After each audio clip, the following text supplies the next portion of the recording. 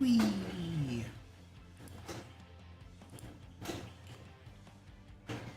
There's that. And then this. Wait, that's the wrong one. I know it's here somewhere. That. Bam. All right. Whee! Okay, come on. Comments page. Let's get going. There we are. Hello, ladies and gentlemen. What's going on? I have some cookies to finish eating, so it's like my dessert. So until I finish the cookies, we're technically not starting yet. Dane, what's up, dude? How you doing, buddy? Eric Bickford, hello. Jennifer Mizutani, hello. Oh, she says, don't worry about trying to say my last name. Jennifer or Lori will be fine. Looking forward to tonight's last name. Okay, sorry. I already screwed it up. Was I close-ish? I did it syllable by syllable.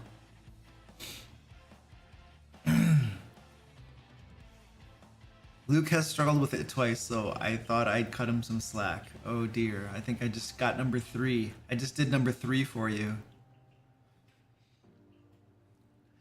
I struggle with pronunciation on everything. It doesn't matter. I'm gonna struggle. What's up, Greg? How you doing?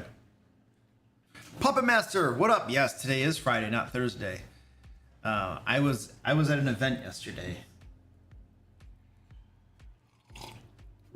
So, my wife and I give to a bunch of different charities, and one of them is a humane society for like cats, dogs, and stuff. And last night they had it's kind of like I don't know it's like an event where there's like hors d'oeuvres and like wine and stuff, and then they have it at the animal shelter, and you get to take a tour of the place if you want to and stuff. So, but it's one of those little events that my wife and I always go to, and so it happened to be last night. So no live stream last night. I moved it to tonight. So that's what I was doing. Soiree? I don't know. What is a soiree? Do we have a charity today? No, I don't do the charities anymore. It was getting to the point where nobody wanted to donate anything. So I was like, whatever. I'm just going to keep giving to the charities that I give to personally, and we're going to call it a day. But like, I would seriously be like trying to raise money for charities and nobody wanted to do anything. So I got tired of it. So yeah, I gave up. I gave up. Sorry.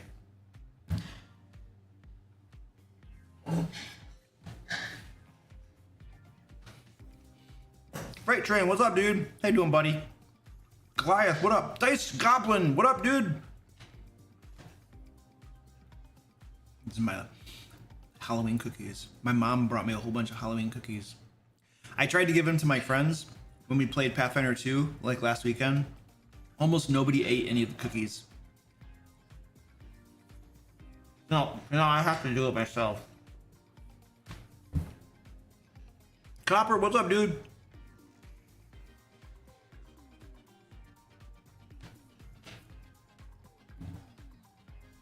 Yes, I am trying, Jennifer. Yes.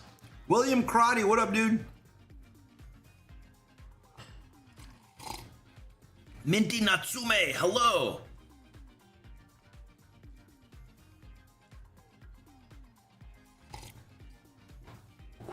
I have 2 cookies left. And then we'll begin. Yeah, I know, no one ate the cookies. My mom brought me so many cookies, and like, I don't eat lots of cookies. You know, I don't even like having that stuff in the house, because if it's in the house, you eat it. But she brought me a bag of homemade cookies, like chocolate chip homemade cookies, and then 2 plastic trays of like Halloween cookies from Meyer, the store. And then what else did she bring me? And then she brought me some homemade donuts she made, and I'm just like, oh my gosh, she wants to kill me. So I put them out for my friends at Pathfinder night, and like, no, they didn't eat very many of them. You gonna come up here? You gonna do the stream with me? Yeah, buddy, come on. You can't just pause halfway up. You gotta move it along. There you go. Well, they were chocolate chip cookies. These ones, the other ones I already ate the one I had. They're sugar cookie. The other ones are sugar cookie. Those are like kind of meh, but the chocolate chip ones are pretty good.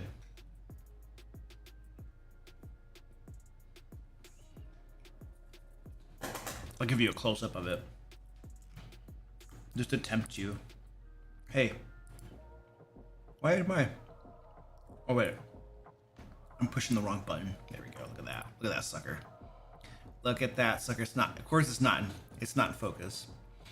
Because my field of depth, my little cheap camera can't get that close.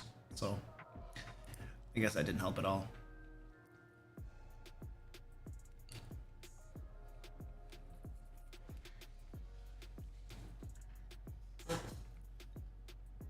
Cookies are better when they're a little stale because they get the perfect chewiness that way.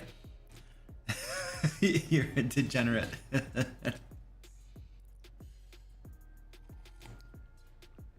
Awesome, Minty. Good to have you here. Glad you found the channel. Yeah, oh yeah, it's nice for my mom to bring cookies. She just gave me so many of them. I was like, holy crap.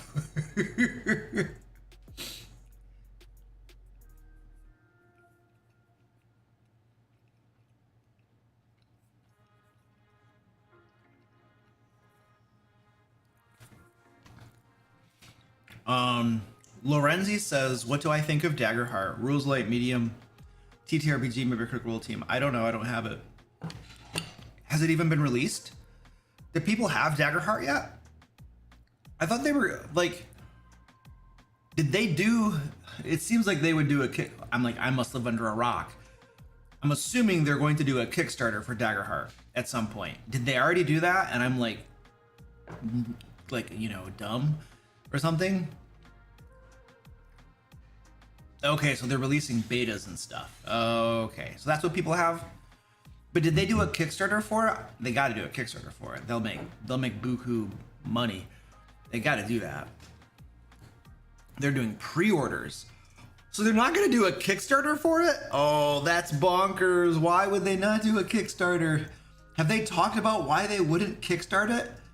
Oh, man.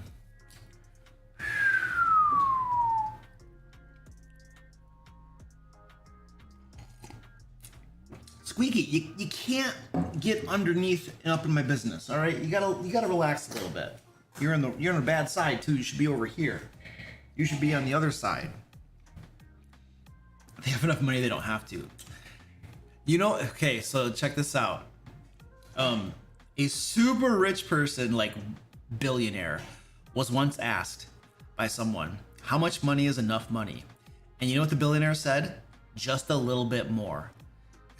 That's all I have to say to that.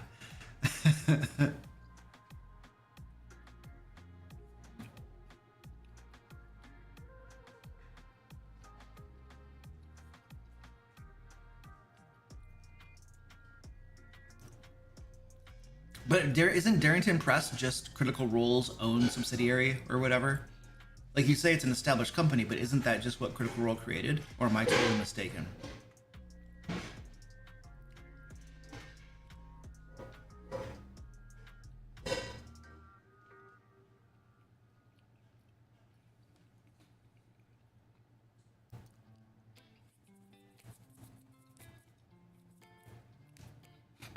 I'm not moving to Canada. I love it here, man. I will stay here for a while. Thank you.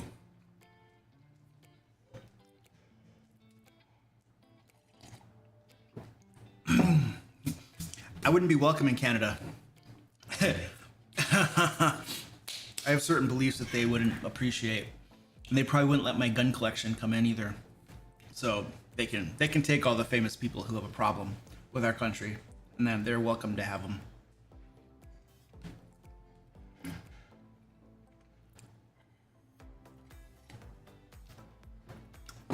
All right, I have finished my cookies. Oh.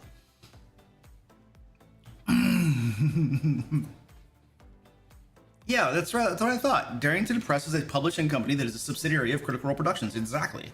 So, like, you say they're an established company, but like, they've been around as long as what Critical Role has achieved some level of success. That they had to publish their own stuff. So, like, when you say established company, I'm like 20 years old established, and that's not what we're talking about here. We're talking about a few years, right?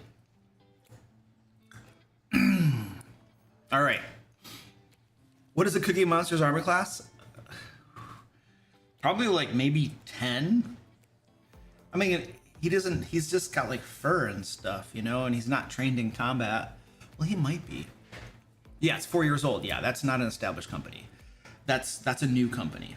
Established is like at least a decade plus, in my opinion. I don't know. Daggerfall? Well, Daggerfall was made by who made the Elder Scrolls stuff? Oh man, I'm blanking on the name of the company that made the Elder Scrolls. Who did that? Because they're the ones that made Daggerfall.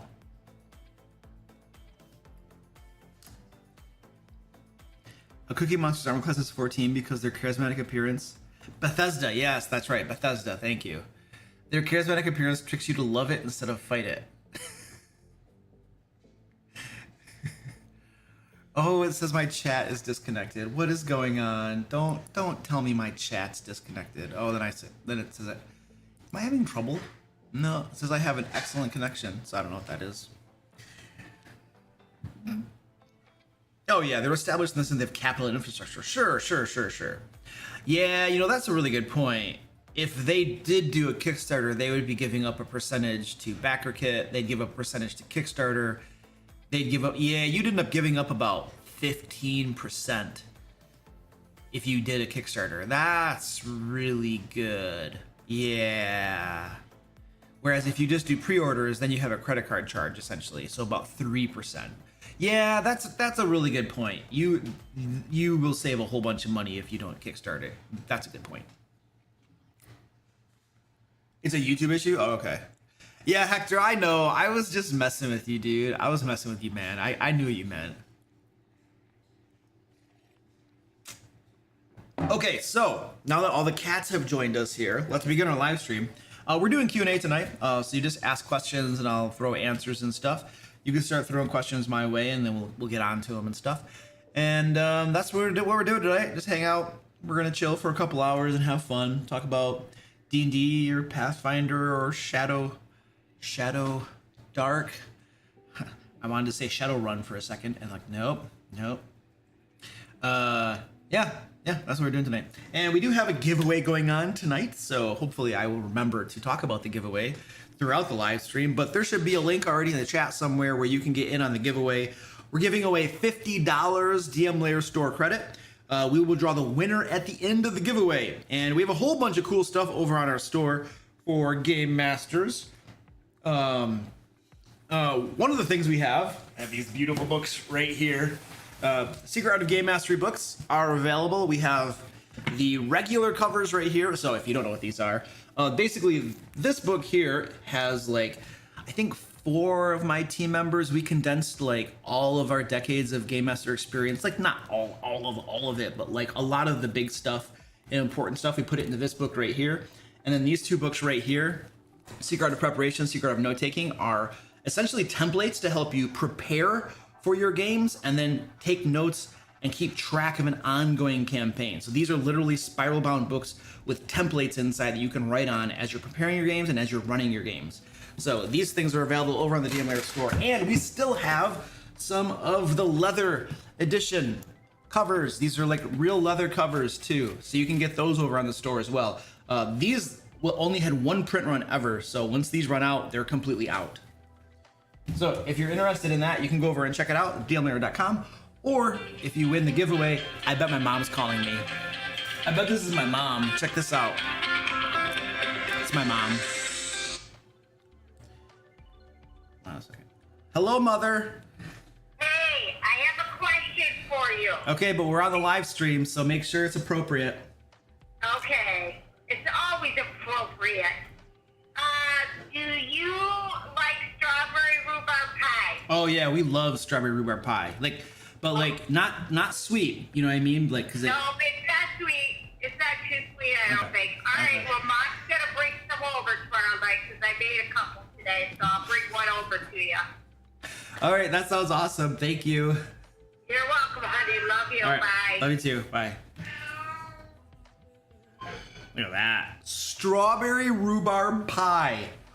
That's what I'm talking about. My wife loves strawberry rhubarb pie. It's like one of our favorites. Yeah, I actually am not running out of cookies. We still have a lot of cookies. Dang.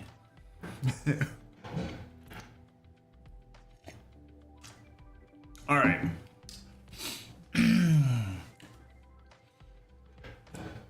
All right, let's see if we got any questions in here. Okay.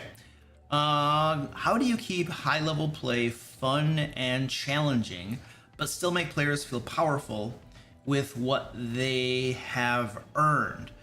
Yeah, it sucks. It's really hard. If you're playing D&D 5th edition, it's really hard because power just runs away. And I think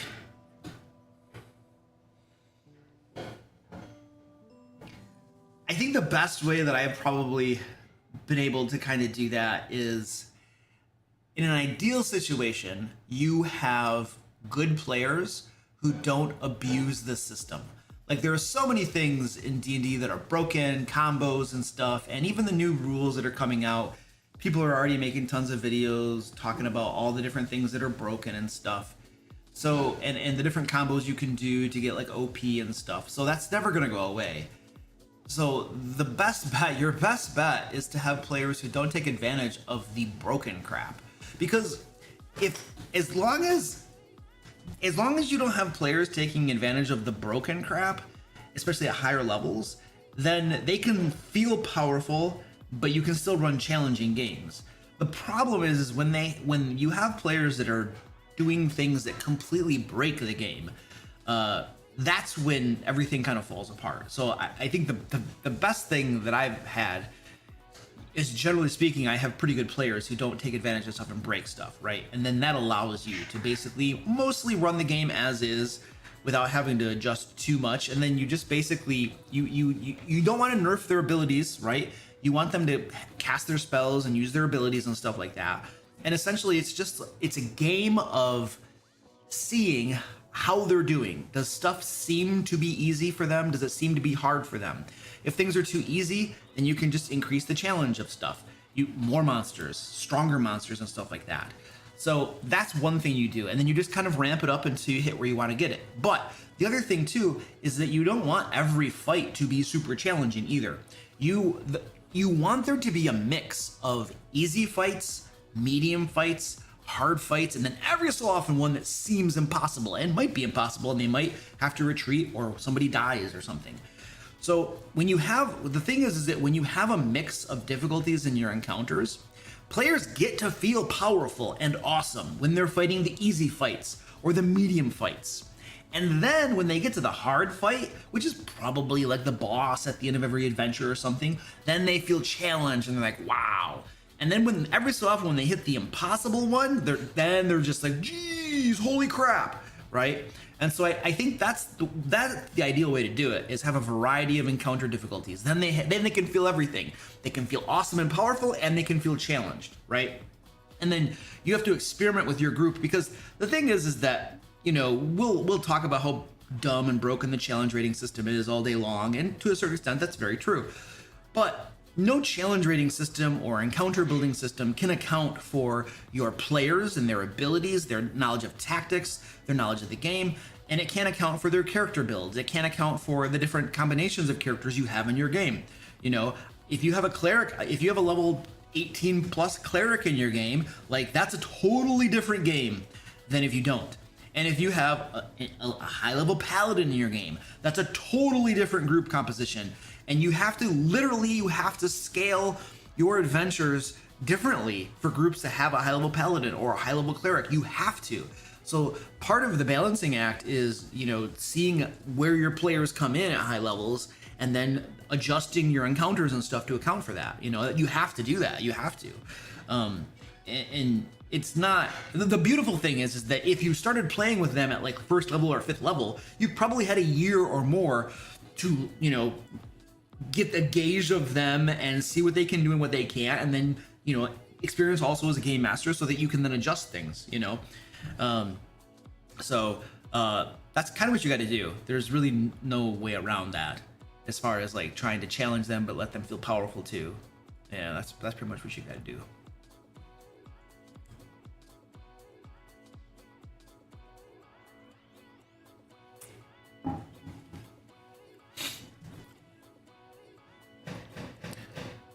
Yeah, my mom was in the live stream, dude. Because she called me, man. Kelly Penders, what up, dude? How you doing, man?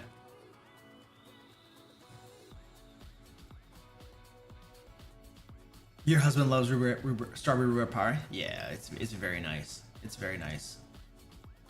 How DMs let players run broken stuff is beyond me. Hot Dice, I feel that, but the problem is, and this is why I get upset when there's broken stuff in the game, and this is why I get upset when there are combinations that are just dumb in the game that don't really work, because it's very easy to just say, oh well, the game master should just not allow it.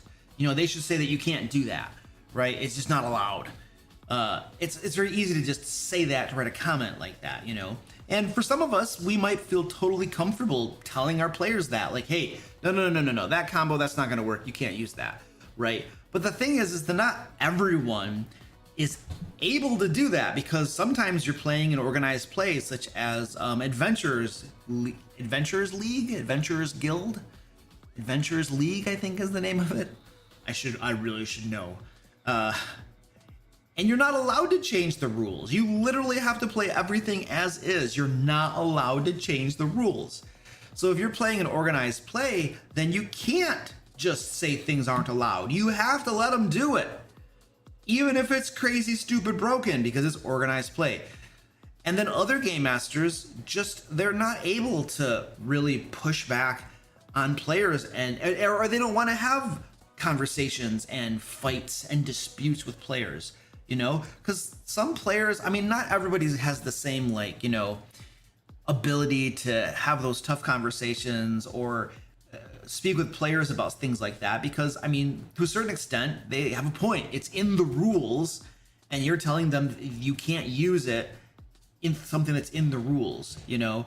And I really feel for like new game masters too, because like they might not know any better, you know. It's in the rules, so they figure, hey, professional game designers, things in the rules should work like they're intended, right? Or they shouldn't be totally broken, and yet they find that things are broken. And so this is why it upsets me that you don't have a game that's better balanced and tighter, you know, because it's too easy to say, well, just don't allow it, you know. But there are so many situations where, like, you know, game masters just they don't want to fight with their players, or it's organized play, or they don't know any better or something. So that's why it always really perturbs me when stuff gets rushed and released, because they have to hit deadlines, you know, and then there's a whole bunch of broken crap, you know. Look at the videos that are out there already.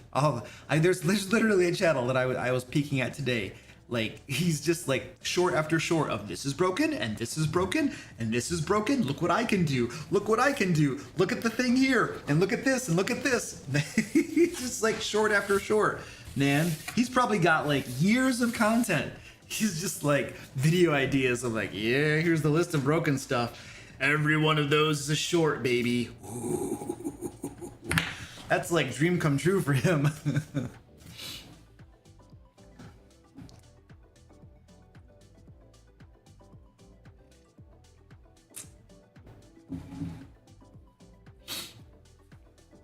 The DM is a player too? Yeah. I mean, yeah. I mean, we're playing the game in a different way, right? For me, playing the game is totally different as a DM, obviously. It's more fun too.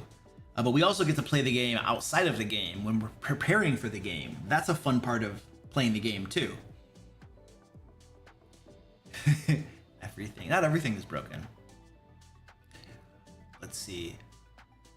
Lorenzi says, what would you like to see in a reworked D&D 5th edition? 2024 was patch notes at best. What would I like to see? I mean, I'll just give you some of my wish list off the top of my head. The biggest, I feel like one of the biggest things I would like to see if in D&D 5th edition is faster combat. I think combats are way too long. They just sometimes go on and on forever, especially at high levels, because there's so much hit point bloat. It's just crazy. Combats take forever. That is probably one of my bigger gripes about the game. Now, a lot of people love combat, and some people have no problems with combat that last half an hour to an hour, and that's fair. But man, sometimes I run D&D at high levels, D&D 5th edition at high levels probably I think 3 times now, if I remember. I've had campaigns that got up to like level 17 to 20 range. 2 campaigns have gone to level 20. One I think we stopped at level 17 if I remember, because they were really excited to play Curse of Strahd. So I was like, all right, we're gonna cut this short because I usually go to 20. And combat at high levels is grueling. Oh, it takes forever. Oh my word. I don't know. Someday I need to like watch some of these long combats I've had and try to analyze why it takes forever. Part of it is the hit point pools are so big. Part of it is that players have so many options of different things they can do that it takes a little bit longer on their turns to discover stuff. Part of it is that the spells can get so complex that it takes you have to some of these spells are so long, and you're like gotta read this and figure out what it does. And like you might just be like, well, just make a house ruling. Well, it's a 7th level spell that's really powerful. Like you could just make a house ruling and move on, but that could have, if you get it wrong, that could have a big impact on outcomes, you know? So there's a balance there. You can't just be like, well, you know, it says this, so we're just gonna say it does this. It's like, there's a certain expectation that you're also gonna follow the rules, you know? So some of these spells are monsters, you know? And then half the time, you know, it's like, this is another frustration. If they could make the spells simpler, because half the time the spells are so freaking complex. It's like half a page of spells, and then your player doesn't understand how the spell actually works. So on their turn, the player's like, oh yeah, I want to cast this spell. And then you like look at it and you're like, oh, okay, well then it does this, this, and this. Oh, wait a second, it does that? I didn't know it did that. Oh, no, I don't want to cast it then. I want to pick something different. And then you're back to the drawing board where they're picking a different spell. Because there's like, you know, it's easy to overlook stuff in some of these spells, you know?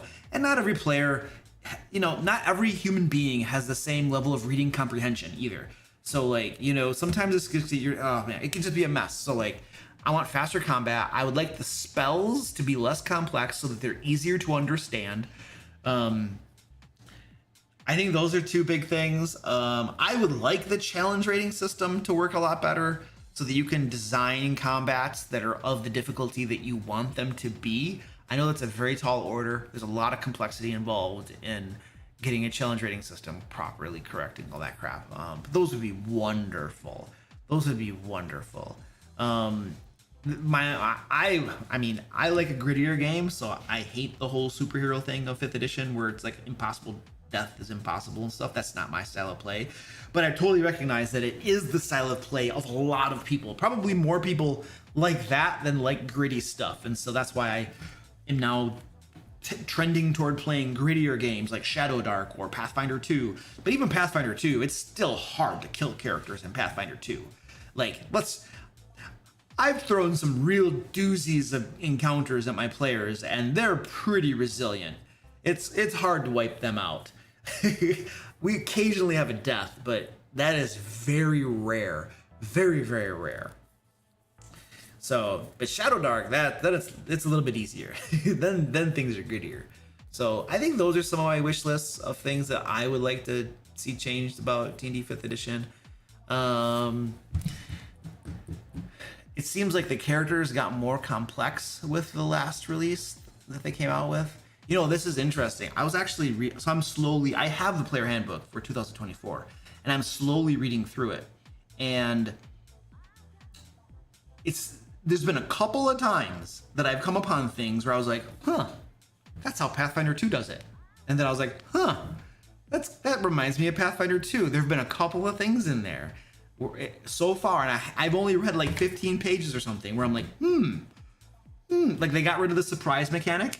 Like there is a surprise mechanic, but if you're surprised, you just have disadvantage on your rolls. Or if you got surprised, you have advantage. It was something like that. But it used to be that there was essentially kind of an entire round where the party that got surprised would be able to just pound on the other side. And that's really swingy, right? When you get surprised in that way and get an entire round essentially to pound on someone on the other side. And so that to change it from that to just getting advantage or disadvantage makes total sense. 100% agree with that. I like that. But it did remind me of like, that's how Pathfinder 2 does it. Pathfinder 2 is really big on feats. Like building your character out is like feats galore. And it sounds like the 2024 version of D&D has lots of feats in it, like lots of them. So I'm interested to see how much of the stuff is just kind of like, you know, peeking over at Pathfinder being like, what can we learn from this? Which is super interesting. I'll have to make like a dedicated video about that someday, because that interests me a lot.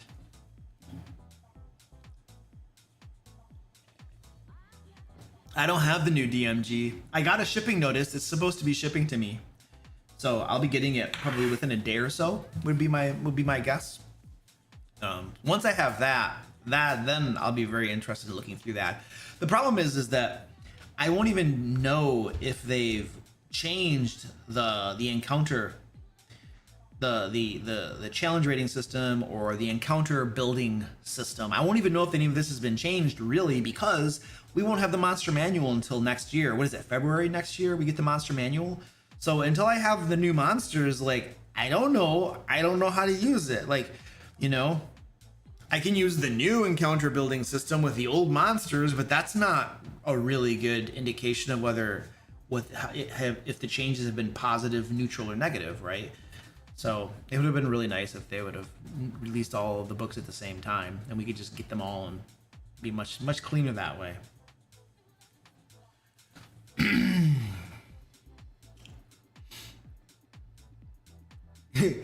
Trinda's laughing about my pronunciation.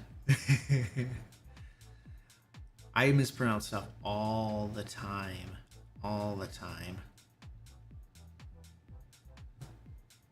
Yeah, Dane, that's what I do a lot with monsters in 5th edition is I sometimes will just take a monster, I will literally cut its hit points in half, and then I will double its damage output. And that's a very, it doesn't result in a perfectly balanced monster according to the challenge rating system of building monsters, but it gets you pretty darn close, and it definitely makes combats faster, and it makes combats a little bit more terrifying for the players too, because monsters are doing so much damage so quickly. So it definitely makes things more exciting. Fewer hit points, more DPS is definitely a solid approach. Absolutely.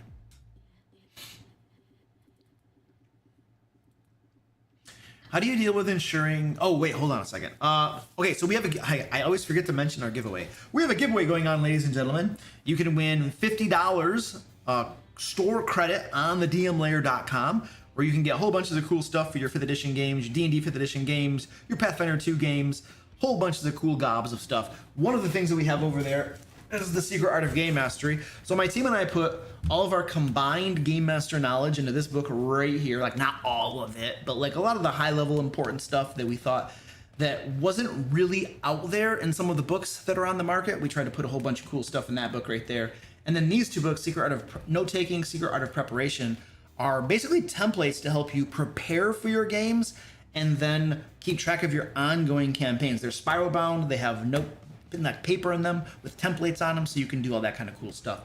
And these are system agnostic, so it doesn't matter if you're playing D&D, Pathfinder 2, Shadow Dark, Shadowrun, like Savage Worlds or whatever. You can use the templates in these books, and the advice in this book too is system agnostic as well. So this is one of the cool things that we have over on the DM Lair store. And we also still have the special edition leather copies of them as well. There's limited quantity of these. There's only one print run ever of these, but we do still have some of these over there if you're interested. So, and then the giveaway of the winner, we will draw at the end of the stream.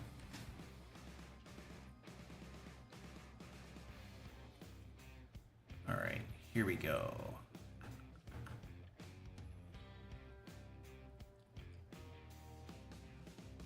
Felix says it doesn't make role-playing sense. If you got surprised, that should mean you don't have enough time to prepare for combat. So of course the enemy starts in the round. I mean, you're right. The problem is that not everything needs to make sense like in real life, right? For instance, there's a whole lot of things that don't make sense. For instance, mini groups don't track carrying capacity. And many groups just have tons of stuff that they're carrying around. Like her backpacks are overflowing with like 20 plate mail armor and stuff. People don't track that stuff. And you'll be like, well, that's not realistic. Well, it's not fun either. Because some things are fun and some things aren't fun. And so whenever you're designing a game, there is, especially a game like this, where you're like, well, what's the balance that we're gonna have between realism and gameplay, like a fun game, right? And so that's the balance you're always trying to strike. You can be, if you get too realistic, then it's like a simulator, well then it's no longer any fun, right? Like I once played, it was a NASCAR simulator where you drove around in a circle for 200 laps or whatever, and it took you 2 hours to do it. Like that was not a fun racing game. There was nothing fun about that. Driving in a circle, you had to go for about 2 hours, 200 laps or whatever it was, and then I almost always crashed on like lap 5. I sucked, you know what I mean? But that was not fun. It was a good simulation, not fun at all. And so like, yeah, you can say it would be realistic to get the drop on enemies, but from a gameplay standpoint, whichever group gets to go first, and especially if they get to go twice in a row, the other side is just gonna be destroyed. Oh, I'm gonna use a favorite word, decimated. People love it when I use the word decimated because I'll get somebody telling me that that's not what decimated means. This is what it actually means. So anyway, that's why I like to use it, because people get upset. So if you have a group that goes first before the other group goes, and especially if they get to go twice in a row, then the other side is gonna get decimated. So from a gameplay standpoint, it's really lopsided. So I can totally understand why they get rid of that.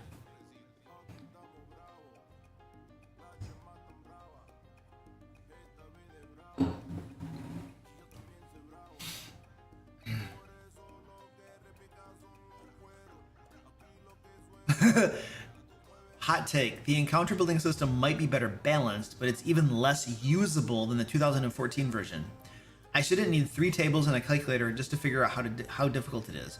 Yeah, I mean, if there's not an online calculator that comes out, like I won't be using it. Like I depend heavily on the online calculator when I'm building my encounters. Like I used to punch the numbers using the rules in the 2014 DMG. I used to just punch the numbers and use the rules, and it took a long time to balance encounters. It took a long time to build those. And then I discovered online calculators and I was like, oh my word, how did I not think to look for these before? And using online calculators makes things a whole lot faster. So if somebody doesn't come out with one of those that actually works, like, and even on D&D Beyond, they have like an encounter building thing, so that gives you the difficulties and stuff. So that's going to exist. If it doesn't, I will be like shocked out of my mind.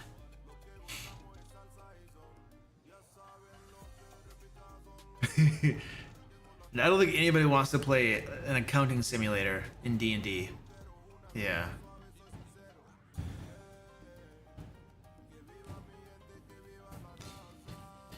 I mean, what I've mostly found in the D&D 2014 is that monsters don't usually get to go first. The players always seem to have higher initiative scores, for whatever reason. It always seems like players get to go before the monsters get to go. It always seemed to turn out that way. Yes, 200 laps taking 2 hours was super painful. Those realistic racing games were not my jam. There are people that love those. Like I know a dude from my church who he has like he has this whole racing setup where like it gets real data from racetracks, like all the little bumps and grooves and stuff. It tries to simulate it perfectly, you know, and that's the game he plays, you know.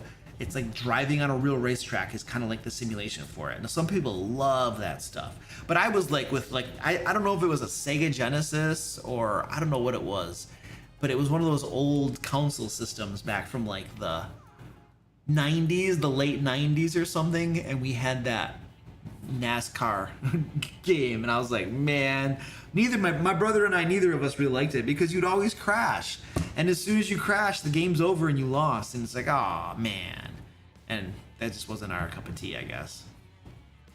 No, my wife's only ever played D&D with me once before. I remember there was a bunch of zombies in a room, and so she took out a blanket, set it on fire, threw it in the room with the zombies, and closed the door, and then all the zombies burned to death. That's what my wife did.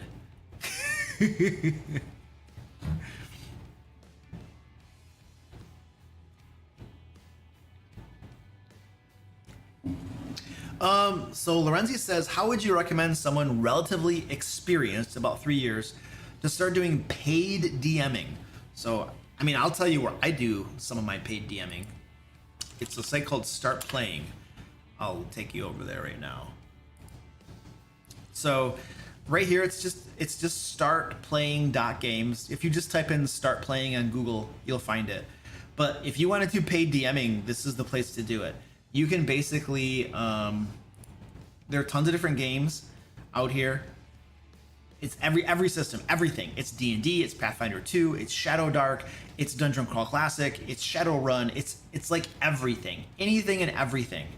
You can play here if you want to, but you can run games here as well. Let me see. I can probably show you. I want to make sure I can show you my dashboard without like no, it's got personal information on it. I can't show you my dashboard. But you can go in there. There's like, you can sign up as a game master, and then you can start running games, and it's pretty easy. So it's super simple. I think they take about 10% or something like that. But everything else you get, and then most of the games are about $10 to $20 per player. So if you were running a game for, say, 5 players, and you charged each of them $20, you'd make $100 for a game session. And I don't know how long your game sessions would be. I do my game sessions for 4 hours. Because I just like to run longer game sessions. I don't like short game sessions. You don't get anything done. It's like I gotta block off some time on my calendar. Nah, we're gonna make it a longer session. So this is where I would start. I would start doing paid DMing right here. It's very simple. It's easy to set up. It's easy to do stuff. And they have a help site and crap, like where you can find more information and stuff too. If you have a question about how to do something, that's what I would recommend you do. I have a game right now that I'm running on Start Playing. It's a Shadow Dark game. We actually have a game this Sunday. This Sunday is our next game.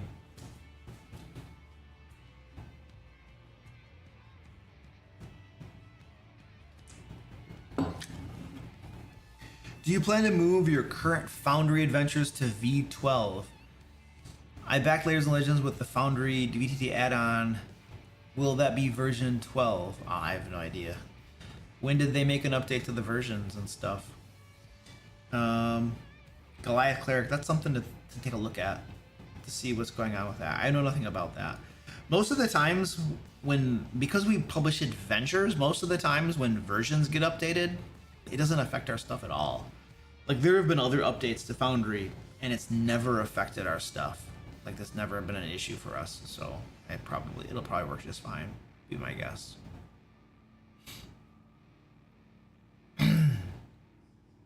Yeah, Lorenzi, that's true.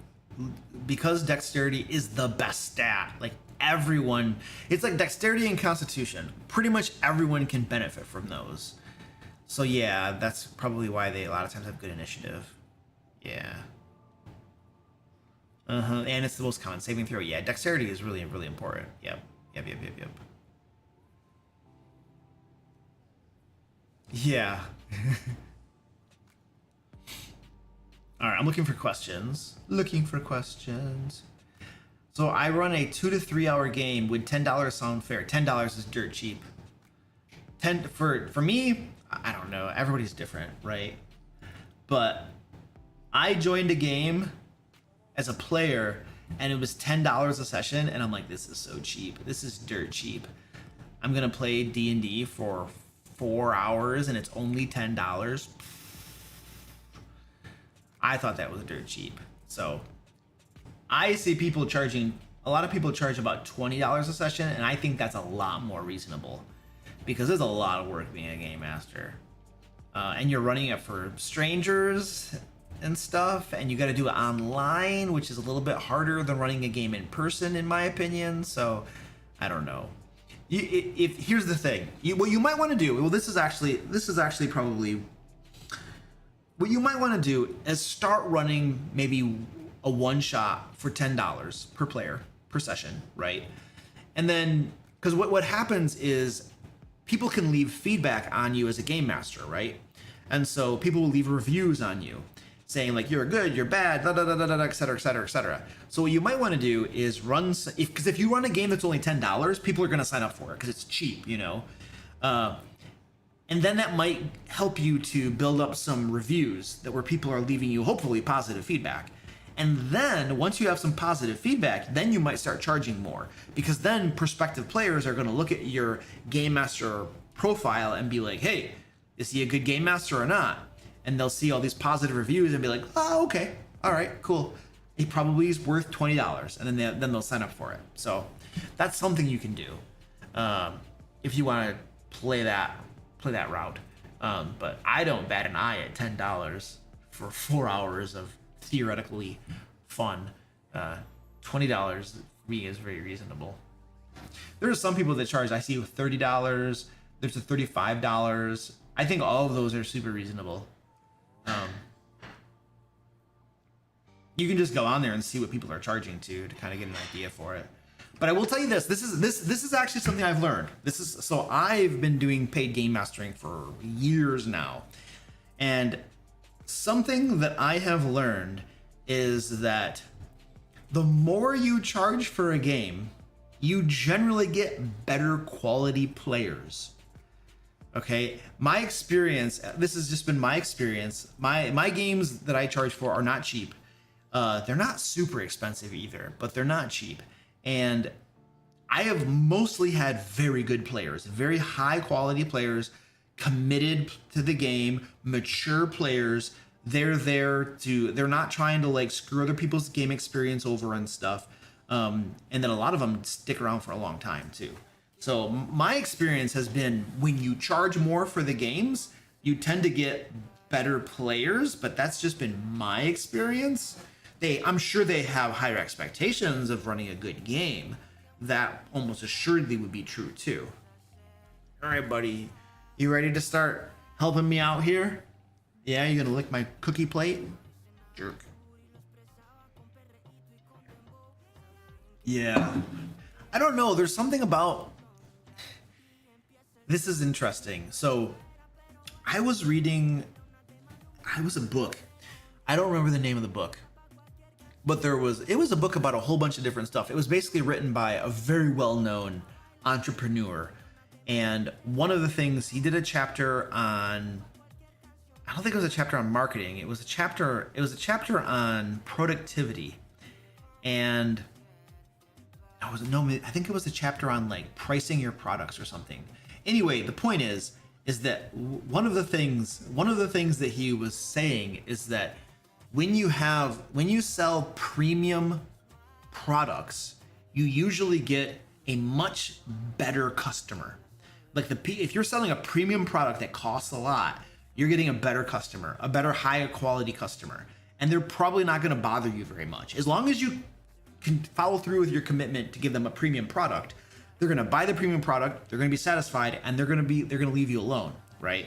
Whereas what it was saying is that when you are selling super cheap products, then you get much inferior customers. The types of customers that are going to harass you, that have time to kill, that they're going to complain, they're going to want, they want to return it, or da da da. Even if you fulfill your commitment, it's like they're cheap customers, and if they can get it the digital for free and then try to return it, and say they didn't like it, they're going to try to do it. And so he was essentially saying that like premium products that are at a higher price get you better customers, whereas when you sell things for cheaper, you get inferior customers. They're just going to give you more headaches. It's just the way it is, So that was one of the things that he was talking about, which I thought was very interesting. So it seems to hold up a little bit for running games, but I will say I have never run a cheap game. Well, no, I've done giveaways. I have done like giveaways where people will... Well, that was for patrons though. That was for patrons, so they actually were paying people. Yeah, I don't know. I've never run like a dirt cheap game to know if you get better or worse players, to be honest with you. So I can't really give you anecdotal evidence based on my own experience. So I can only give you the one side of it, I suppose. There's a chance that a $10 player doesn't realize how much work a session actually takes. Yeah, that's true. Yeah. Watch the FU Pay Me video. What is that? What is it? Can you give me a synopsis of that video? What's that video about, Daryl?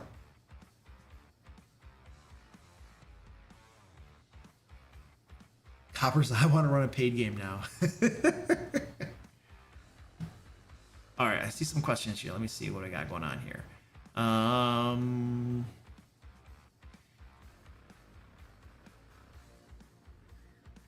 have some issues with adding smaller details in the game. What loot did the bandit have on him? What's in the commoner's pocket when he's pickpocketed? Any tips for that? Yeah, you either. So I'm assuming there are two ways to do that. There are essentially two ways to do that. You plan it ahead of time, or you improvise it. Because you're saying you're having trouble with that, I'm going to assume that you have trouble improvising it, which means don't improvise it. Plan it in advance. Plan it in advance. So the golden rule of what you should plan and what you should improvise is the things that you feel comfortable improvising, don't plan. And the things that you're good at improvising, don't plan. The things that you're not comfortable improvising or that you're not good at improvising, those are the things you should plan out before the game starts. So if you're not good at coming up with certain types of details, then you need to create those details in advance. Now, it doesn't mean that you have to create those details tied to every single specific instance where it might be needed. All you need is a list. You need a list of loot. You need a list of things that are in someone's pocket. You need a list of names. You just need some lists, that's all. Just rack your brain a little bit and think of the different things your players ask you about from time to time that you tend to find yourself like wondering, oh crap, what am I gonna say? Those are the things you need lists about. And then you can sit there and brainstorm, or you can just use your friendly ChatGPT and tell it, give me a list of 50 things that might be in someone's pocket. And it's gonna spit out a list to you. There you go. That's your game master assistant right there, brainstorming and just doing all this menial grunt work, you know? It's about getting paid by clients as a creative. Oh, okay. Okay, Squeak, can you give me just a little bit of room here, buddy? Big fluffy bucket. I want to find that because I'll watch it later. I'm not gonna watch it now. I'm assuming it's on YouTube. What was his name? Mike Montiero. Let's see if I can find this. Oh, I found the video. All right. Well, I can add it to my watch later. Save to watch later. All right, I'll take a look at that later. That sounds interesting.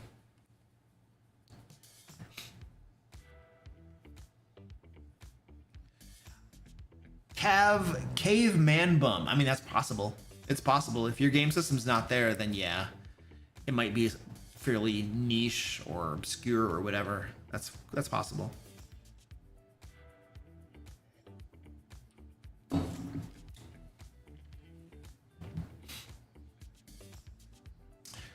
If I usually develop loot in advance for my different encounters and stuff.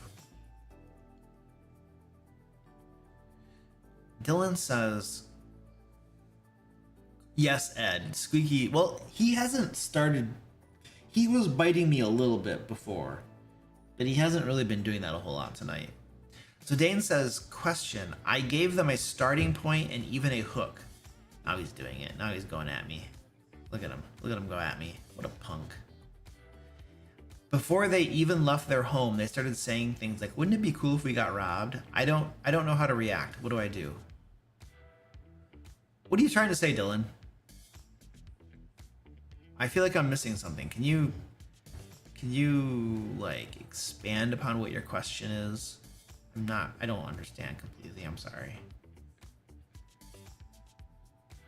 There is Goliath says there is a reason that the Karen stories take place in Walmart and not high-end restaurants. Yep.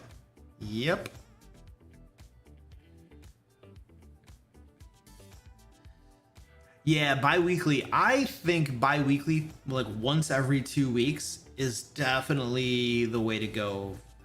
I think for the cadence of any game, it's a very solid choice.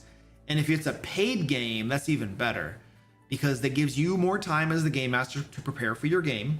You got a couple weeks before the next session, and it's not as hard on people's pocketbooks. You know, if they're paying $20 every 2 weeks, well, that's $40 a month. You know, which is a whole lot better than like $80 a month, right? So yeah, I think every 2 weeks is pretty good.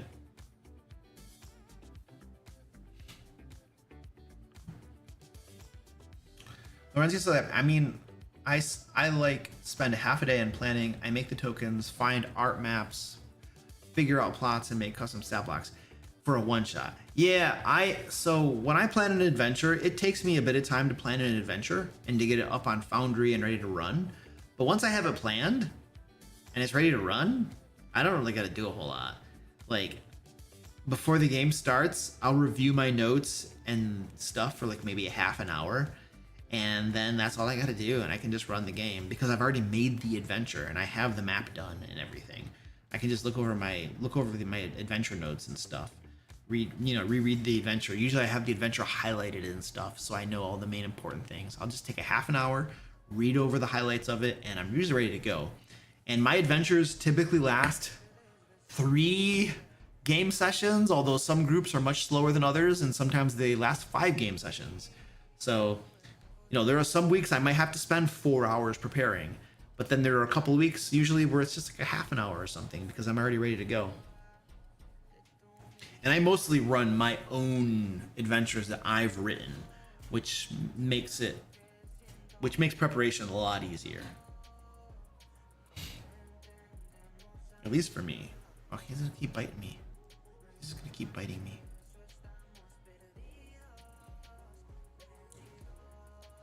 What do you do if you start charging a low price and get reviews and a bad player leaves a scathing review that isn't warranted? That's a great question. I don't know. Let's see what happens over here. Will you quit biting me? Come on, man. I'm gonna bite you back. Start playing games. What do I do if I get a bad review? I wonder what happens. The AI says if you get a bad review on Start Playing Games, you can use it as an opportunity to improve and become a better game master. Yeah, but we're assuming that it wasn't warranted, The number one reason pro game masters get a bad review. What does that say? What's the number one reason? Zombies.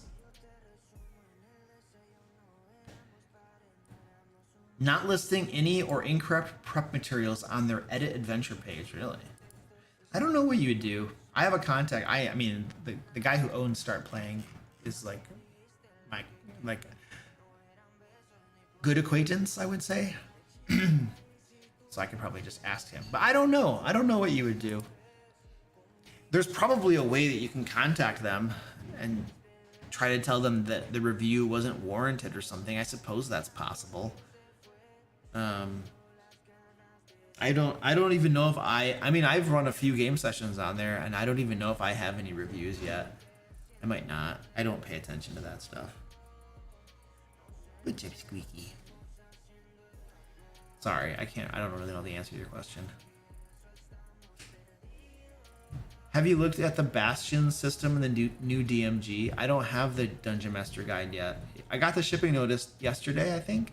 So it should arrive here soon, but I don't care about bastions. Nobody cares about bastions. I tried to implement strongholds, which I believe are the same thing as bastions, in another game a couple of years ago, and one of the players cared about it, and the other ones were like totally like, whatever, I don't care about building stupid strongholds, man. I want to go on adventures and get loot and kill bad guys. That's what's fun. Sitting around talking about making a stronghold does not interest me. So I don't know, maybe their new Bastion system is more interesting or intriguing. I don't know. But in my experience, very few players cared a lick about building strongholds. So unless they do something super compelling, I can't see that changing very much. It's just, it's not very fun to, like, you know, sit around for 2 hours talking about building a castle, and then especially if other people are building their own individual bastions, well, then you're not doing anything while they're talking about that dude's wizard's tower or something. So I don't know. It tends to not be a very compelling part of gameplay. It might be something interesting to do like offline, like, you know, in between game sessions. But I hate playing D&D by text, like, you know, outside of like the group and outside of the real game. Like, oh. I want to play at the game table and I want to run adventures. I don't care about building strongholds. And fortunately, most of my players have never cared about that either.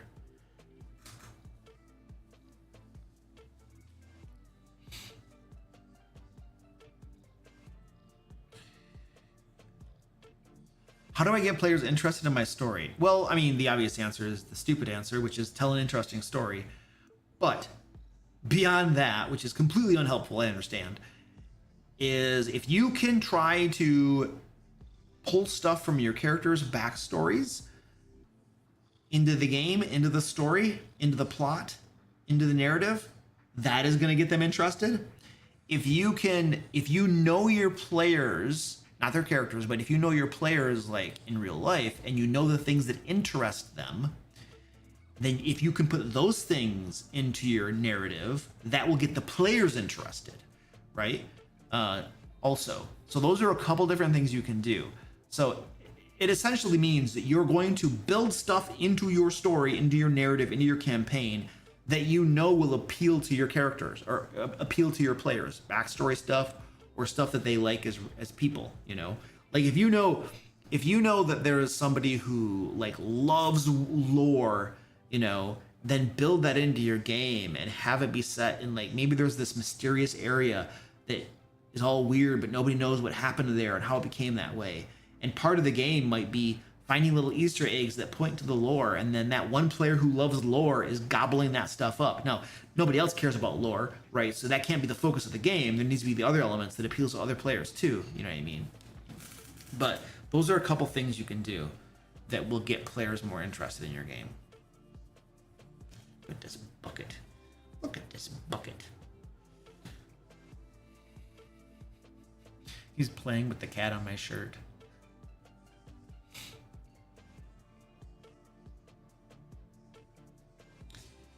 Oh, so it sounds like Start Playing has a support channel and you can contest it, but you're going to need proof. That's what Goliath there is saying. Oh, Gene says Start Playing reviews take 24 hours to post.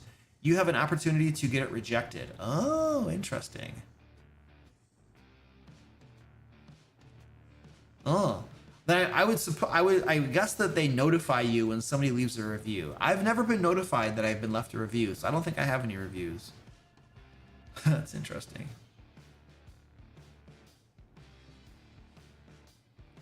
Dylan says, okay, how do I tell my players that they have autonomy and can do almost whatever they want without me telling them to do it?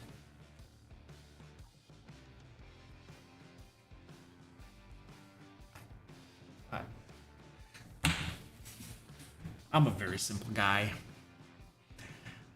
This is what I would do. Hey players, hey guys, listen. In my game, you all have autonomy to do whatever you want to do. And I don't need to tell you to do it. I don't have to give you a plot hook or anything. Like, this is the type of game I'm running. Do what you want to do. Now, here are the guidelines, right? Stay together as a group because I run group games. I don't want to run 5 games simultaneously. Stay together as a group. Keep the murder hoboing down. Don't backstab each other because I don't want this whole game to implode, you know. But within those guide rails, you guys can pretty much do whatever you want. So that's what I would do. Just a simple, straight conversation where you tell your players that this is the type of game that I'm running. And that is like a session 0 type conversation, you know, where you just tell them that you're like, you're running like a pure sandbox, baby. So if that's what you're doing, that's what you tell them. Just go right for the kill.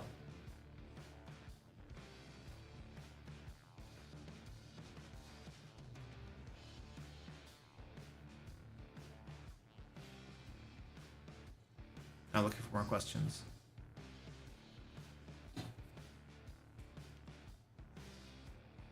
Oh, if you think this review violates the start playing code of conduct or terms of service, you can flag it for review. Huh. Well, I would, if somebody left a review that you thought was just not correct or false or they're lying, yeah, I would definitely flag it and contest it.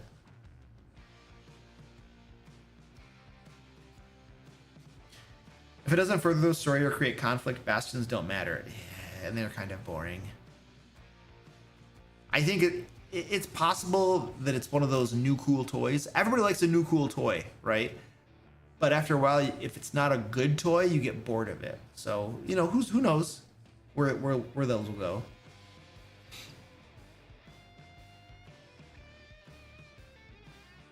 Yeah, I don't like one-shots either. I like long, ongoing campaigns, 100%. Noob D&D Dare, what up, dude? You had your first TPK. That's awesome. Congratulations. What happened? So, did they do something stupid? Most of the TPKs that I've had in my games, if not all of them, the players made a really bad decision, and that's what got them killed. Almost always.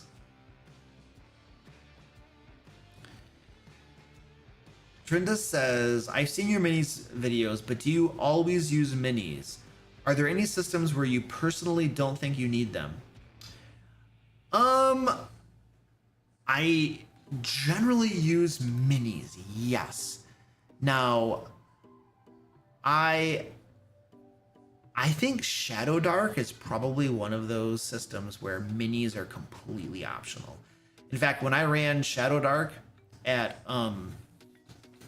Gamehole Con like a month or so ago, I was using the universal dungeon terrain, which is basically like 3 concentric circles for combat, and I wasn't drawing out like the exact rooms and stuff. It was just universal dungeon terrain, and it worked super well. And I'm pretty sure, based upon how well that worked, that I could easily just like totally do Shadow Dark Theater of the Mind and call it a day. That could totally be possible. And I'm sure there are some others. Shadowrun, when I played Shadowrun, there were no minis for that. We played that game 100% Theater of the Mind, and it worked just fine. So I mean, but you can play any game Theater of the Mind, but you have to change your approach a little bit. I have a video out there about running Theater of the Mind and the different things that I've done to make Theater of the Mind work better for D&D in particular, but generally speaking, other games. And you can run almost any game without minis if you want to. Now, I love minis, and I have a big cabinet right there, not quite full of minis. It's about a quarter full of minis. I got lots of empty space in there for future growth. So I will probably in person always use minis because I own a bunch of minis and I love them and I paint them and they're really cool looking and stuff. Every time there's a Reaper Bones Kickstarter, I back that bad boy. Get myself some more minis. They have to have another one coming soon too, because I just got my Bone 6. Yeah, I just got my Bone 6, which means they must have another one coming up at some point, which I'll have to watch, or I'll have to back that crap.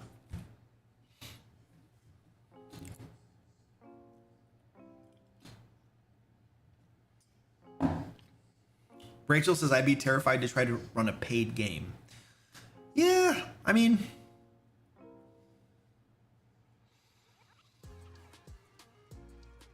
I think my biggest concern with a paid game, it's like,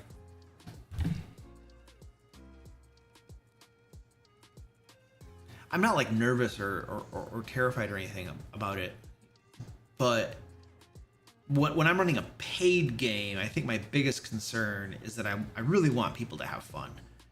It's like they're paying me to run the game, and I want to make sure they're having fun. And I know that you can't guarantee that people are going to have fun. It's outside your control and stuff like that. But there are certain things that you can do that are going to make the game fun. So when I'm running a paid game, I'm more concerned about, are people enjoying themselves? Are they having fun? And that sort of thing. So that is like one of my like things I really think about, or worry is a strong word. I don't worry about it. But I think about it. It's a concern. It's something that I want to make sure that people are having fun, you know. What is going on here? Yeah. Well, yeah. If you're running a paid game, you want to make sure they get their money's worth. Yeah, that's true.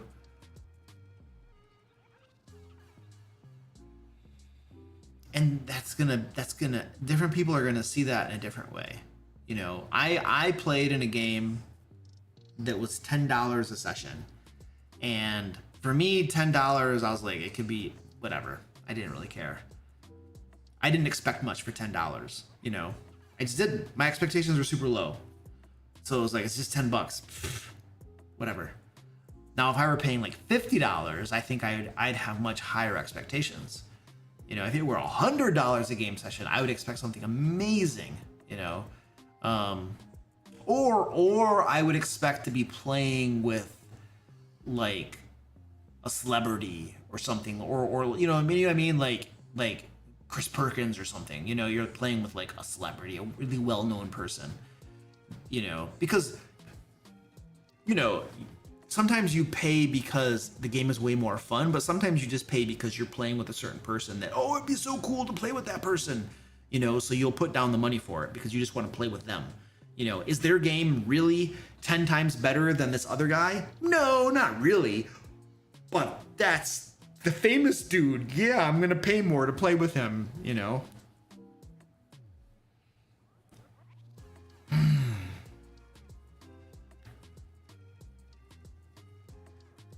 Yeah, $10 is a solid place to start for your first time, 100%. You can't go wrong with that, I don't think.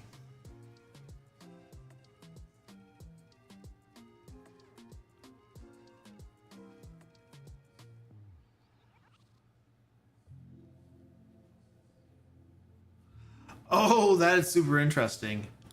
Goliath says you'd be amazed at how low it actually is.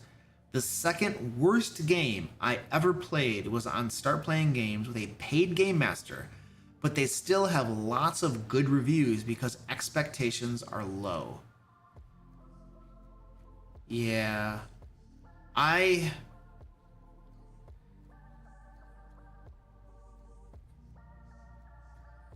have a theory. This is probably not a popular theory, but I have a theory. I have a theory that there are so many bad games that are being run, and people are experiencing bad games all the time, that when someone comes along who just runs an okay-ish game, by comparison, the okay-ish game seems amazing, and people are super happy about it. Why? Because it wasn't bad. You know what I mean? It's kind of like if you're used to getting shot, you know what I mean? Just taking a bullet every so often. But one day, instead of getting a bullet, you just get like punched in the face. You're going to be so happy you got punched in the face. It's like, thank you for punching me in the face. Because normally they shoot me, you know? So it's like, it's kind of like, if usually your game is bad and you just have been through so many bad games, and then somebody's game is just kind of okay, by comparison, it seems amazing. So my theory is that there's a lot of bad games going on.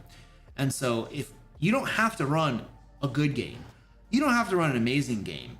All you got to do is just kind of be mediocre, kind of be okay-ish, and people are probably going to be okay with that because they're probably accustomed to just being in bad games. And so your game is going to seem pretty cool by comparison. That's my theory.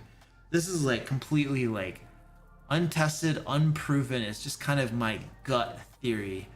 I have been in lots of bad games, usually at conventions. This is like my unproven gut theory, but there you go. That's my theory.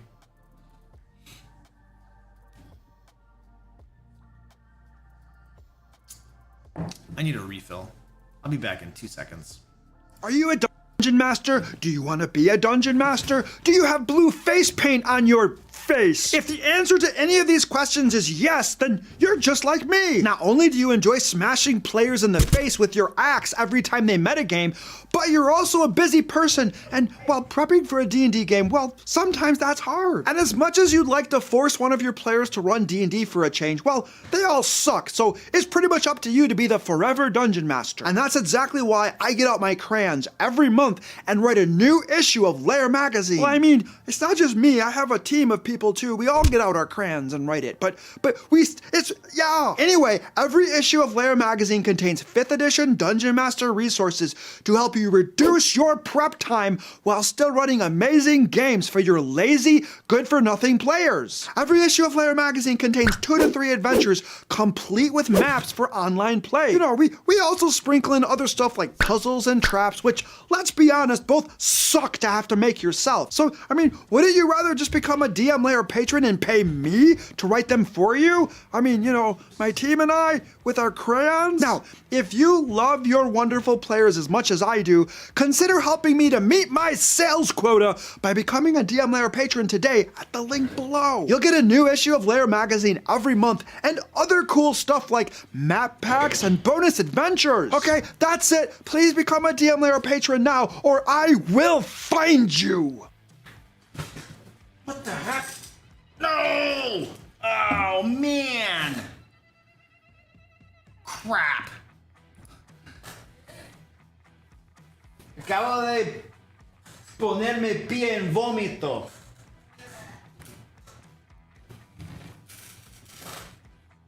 My cat puked on the floor, and I just stepped in it.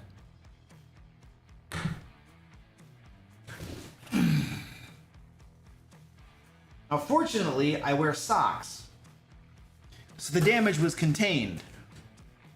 But I'm gonna have to clean this up really quick. Squeaky, you're a jerk. Bad kitty. Holy mackerel. I'm gonna clean my foot off first. What a jerk. Oh my word.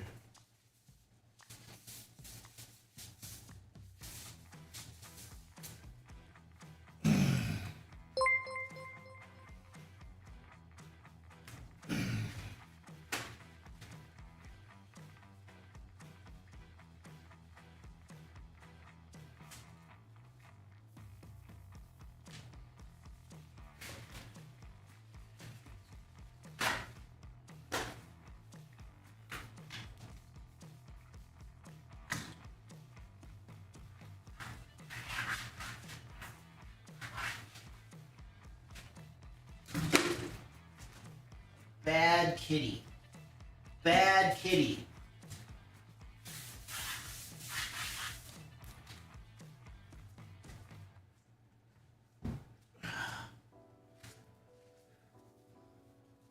Man.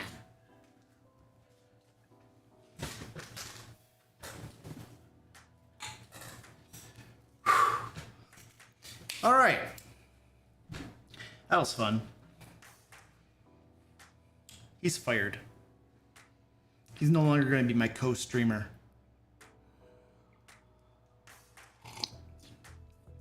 Oh. Oh yeah. Yeah, we have like this is not wood. It's the basement. So you don't put wood in the basement. What is it called? It's the it's plastic vinyl. It's premium vinyl PVC. What do they call that? Plank? Premium plank vinyl? It's not vinyl.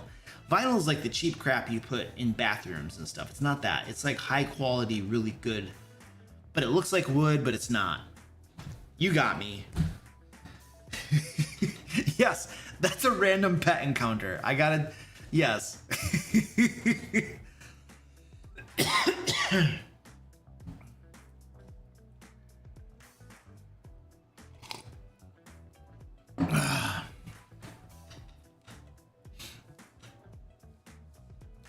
It's not linoleum. Hold on, I gotta look it up now. It's like premium vinyl flooring.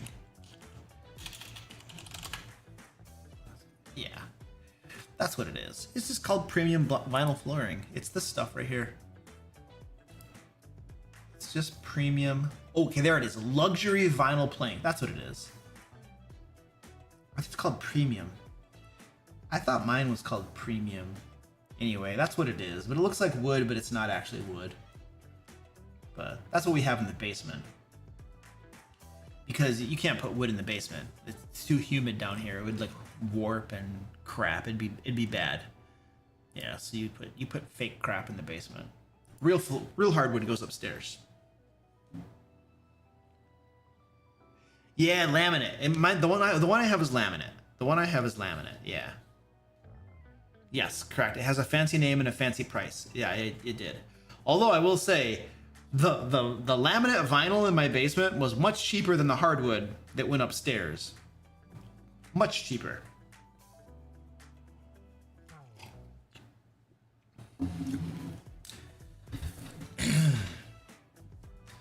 No, I don't think I've ever put like homages of real world franchises into campaign lore. I don't think so. I don't think so.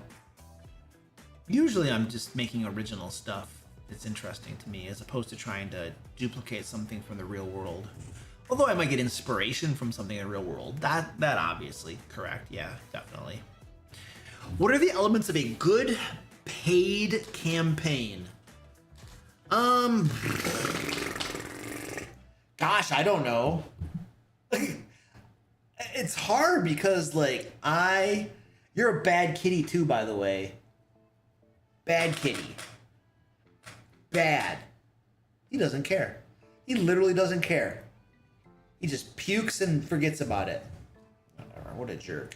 I have one sock on now too, by the way. I only have one sock on because the other one has puke on it. Good job, buddy. He literally doesn't care. Jerk. I've only ever run paid campaigns. I've never been a player in a paid campaign because I don't like being a player. So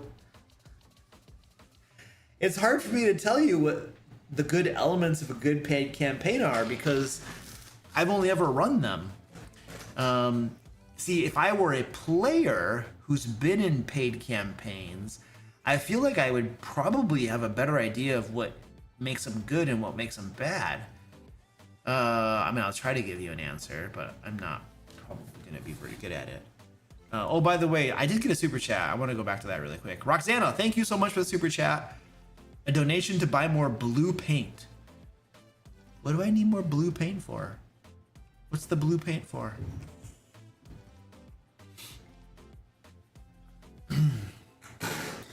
Bill says I run paid campaigns all the time. I mean, I do too, but I just don't know. So I can tell you what I think needs to be a requirement in a paid campaign. I feel like you need consistency when you schedule the game. Like, it needs to be consistent. Like, if I play every other week, you play every other week. And occasionally things will come up, like I have to go to a convention or something, and I tell my players as far in advance as I can that, hey, this weekend I'm going to a convention, we won't play. What you don't want to do is be like an hour or two before, I'm sorry guys, I can't play. You don't want to do that. You want to be super reliable and consistent.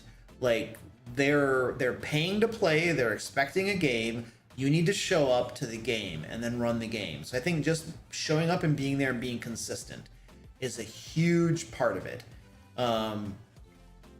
If you can get that down, I think that's a really good start. A really good start.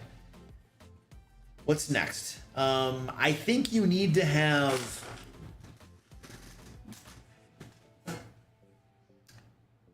For me, this is a personal thing. This is for me personally.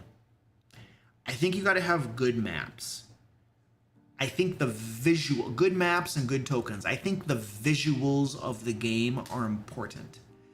You know what we say about appearances, right? Like appearances, first impressions, and all that kind of horse crap. If I go into a paid game and I see a really good map and some nice tokens, I'm like, whoa, this guy's got it together. This looks really nice. Looks really nice. I think that's gonna do a lot for you, you know. Now, a good map and good tokens, like let's say you're running in Foundry or you're running it in Roll20, if it looks really solid in there, but you're a bad game master, well then you're screwed. Like, having good visuals is not going to make up for being a bad game master, but I think the good visuals go a long way. They add on to the element. So if your players roll in and they got a really nice looking map and really cool tokens and stuff, right, that is going to augment your game. It's going to add on to your game, right? Your game gets that much better because let's say you're game mastering, you're giving nice descriptions and stuff, and you're running the game well. And then you also have a really good map and tokens that look, so the visuals are cool, the gameplay is cool, right? And you're like, oh yeah, this is all jiving, this is really nice. Music, ambient music, I think is something that I'm in a game right now as a player, and there's almost never ambient music, and it always feels like there should be, like something is lacking because there isn't. Many times what I will do is I will put music on for myself during that game because I want to hear some sort of fantasy music, because otherwise it just feels like empty. I don't know. So I think playing music, and it doesn't have to be, you don't have to like heavily curate tracks and stuff.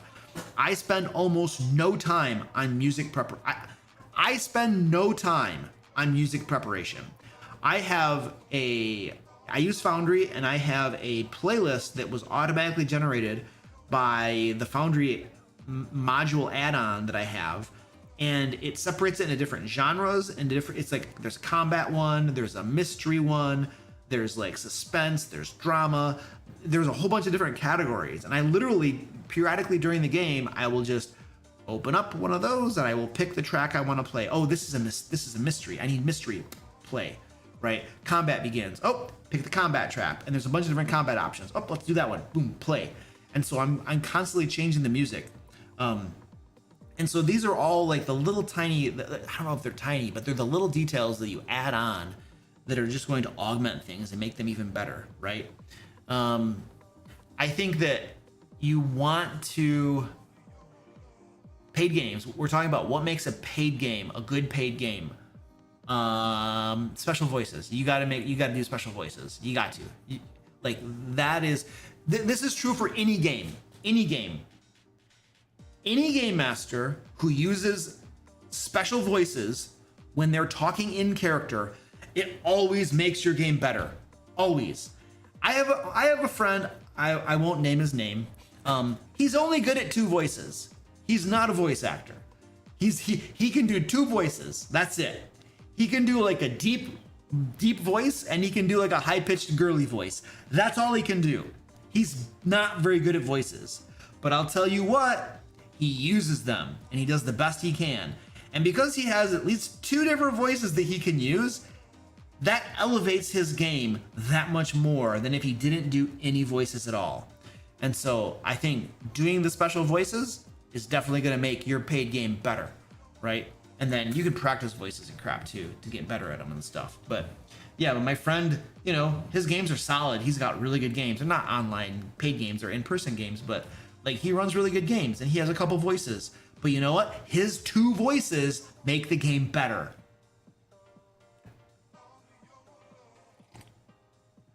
So we got the voices, we got the music, we got the maps and stuff. I think narrative descriptions are important. I think describing things, but you have to take it to the next level. Don't stop. This is probably, a lot of this advice is just advice for any game, right? Not necessarily online paid games, but it could be any game. Okay, so narrative descriptions, you got to take it to the next level. You can't just describe what the room looks like, okay? You can't stop there. That's not enough. That's not enough. You got to describe other bits and pieces, you know? You have to describe the spell casting. You got to describe how the snake wraps around you several times and begins to squeeze, and you can feel pressure on your insides and your eyes begin to press. Like you have to like describe these different things, right? You can't just say, oh, the bandit attacks you, you take 5 damage. You can't say that. That's too bland, right? For any game, in my opinion, but least of all, paid game. In a paid game, the bandit swings his sword at you with a grimace on his face, and it cuts in and slashes you up for 5 points of damage. It doesn't take that much longer. I'm not giving you like a 5-minute discourse on what the sword felt like as it was slicing through your guts. It's just a little bit extra pizzazz, but you have a lot of those little extras and they add up, right? And every time you have that little bit of description, your players are imagining that, you know? Oh, he crashes the hammer over your arm and you can hear a bone break. Oh, dude, that's not cool. That's much better than, oh yeah, he hits you for 2 damage, you know? So these little tiny bits of narrative description throughout the game, you know, are going to add on to things. And I'm giving you examples from combat, because a lot of times combat is many times where we neglect narrative descriptions and we just go to like rolling dice and doing math. And I think that's a shame, because you can have much better combats if you're describing things as you have the combats, right? But anywhere in the game, narrative descriptions, talk, describe, you know, and then you're going to be painting this scene in your players' minds, right? And that's just going to elevate the entire game experience. It's going to be awesome. But be succinct. You don't want blocks of text. You want a little bit of awesomeness, right? And then move on. You want to paint the picture and move on. You can't sit there for 20 minutes describing what a statue looks like, right?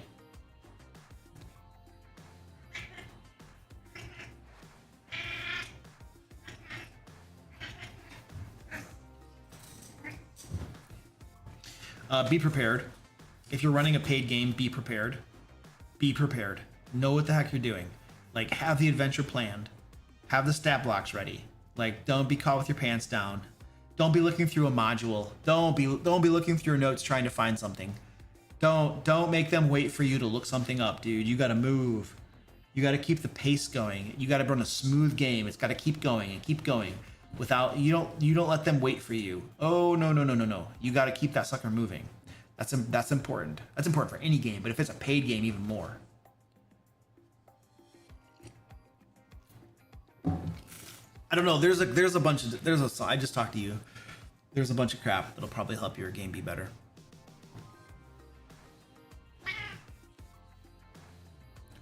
Look, you want attention. I give you attention and you complain. Look at her. Does she not sound like she does not like this? She sounds like she doesn't like this.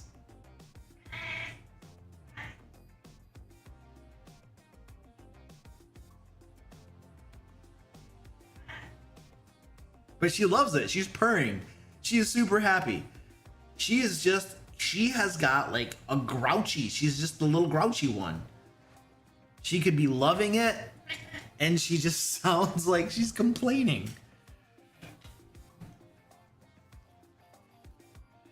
The players buy pizza. Ah.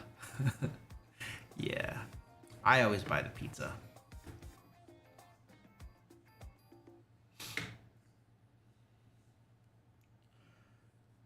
All right, I'm looking for questions.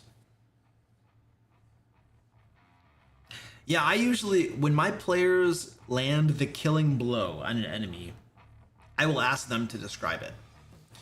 Otherwise, I'll describe everything myself. Some players are better at descriptions than others. I have some players that are really good at it. I have others that are not, and their killing blows are always kind of like, man, I should have done it myself.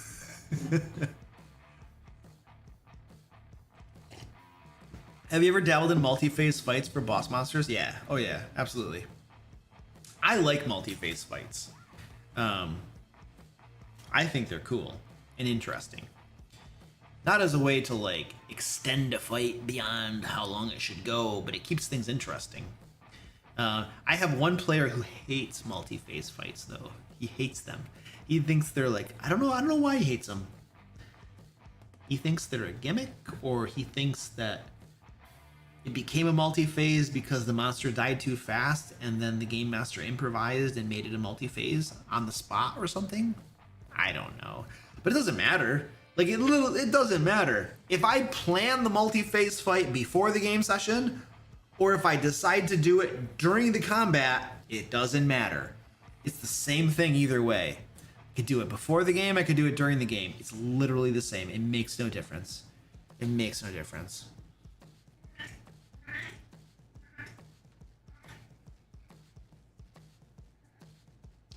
What kind of things do you think we should avoid doing during multi-phase fights?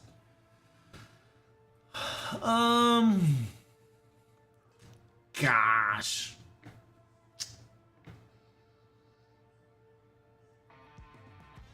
Erasing progress, I think. So, and sometimes erasing progress is like, you want to avoid the appearance of erasing progress. And what do I mean by that? So if you have a boss who's like, he's heavily wounded, about to die, and then all of a sudden he's like, drinks a potion and does this special dance, and then all of a sudden he like heals completely. He's at full health again. You know? Your players are gonna be like, dude, come on. We just spent half an hour beating on him. Now he's at full health again? This sucks, man. So you erased progress, right? And that's probably not gonna be super satisfying. So, and it's all smoke and mirrors, remember. So you're better off to just give the monster double the hit points so that they still feel like they're making progress on him than having him like completely heal up. Don't have the two phases be identical, obviously. This is like a Captain Obvious moment. Like, each phase should feel distinct. They should feel like they're fighting a different boss monster. Like, the monster has changed in a meaningful way that changes the dynamics of the combat. So, otherwise, what are you doing? There is no multiple phase. You're just giving it more hit points, right? So you definitely got the two phases or multiple phases all have to feel distinct, like they're fighting a different boss, and the stakes should go up. Each subsequent stage of the multi-stage boss fight should feel like things are getting worse. The boss is getting more powerful, or things are getting scarier, or something, right? They should feel the tension ramping up. And they're like, they don't want any more stages because things are getting bad. So that's some stuff, I guess, to avoid or do during multi-stage boss fights.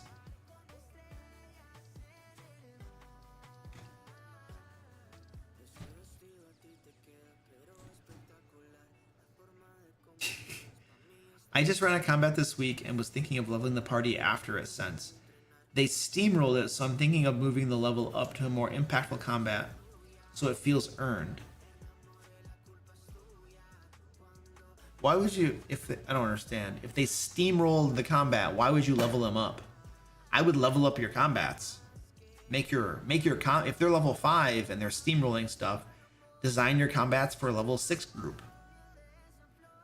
That seems like, then combat will be more meaningful. And their victories will feel earned.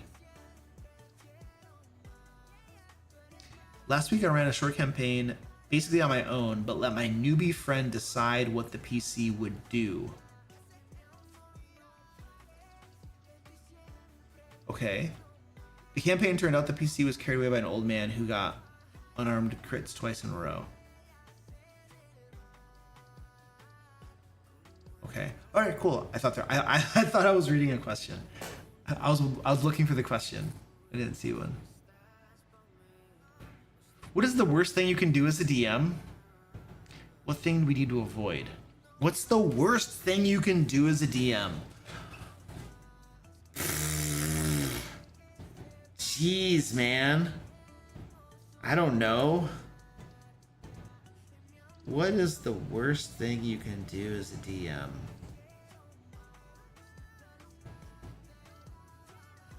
I feel like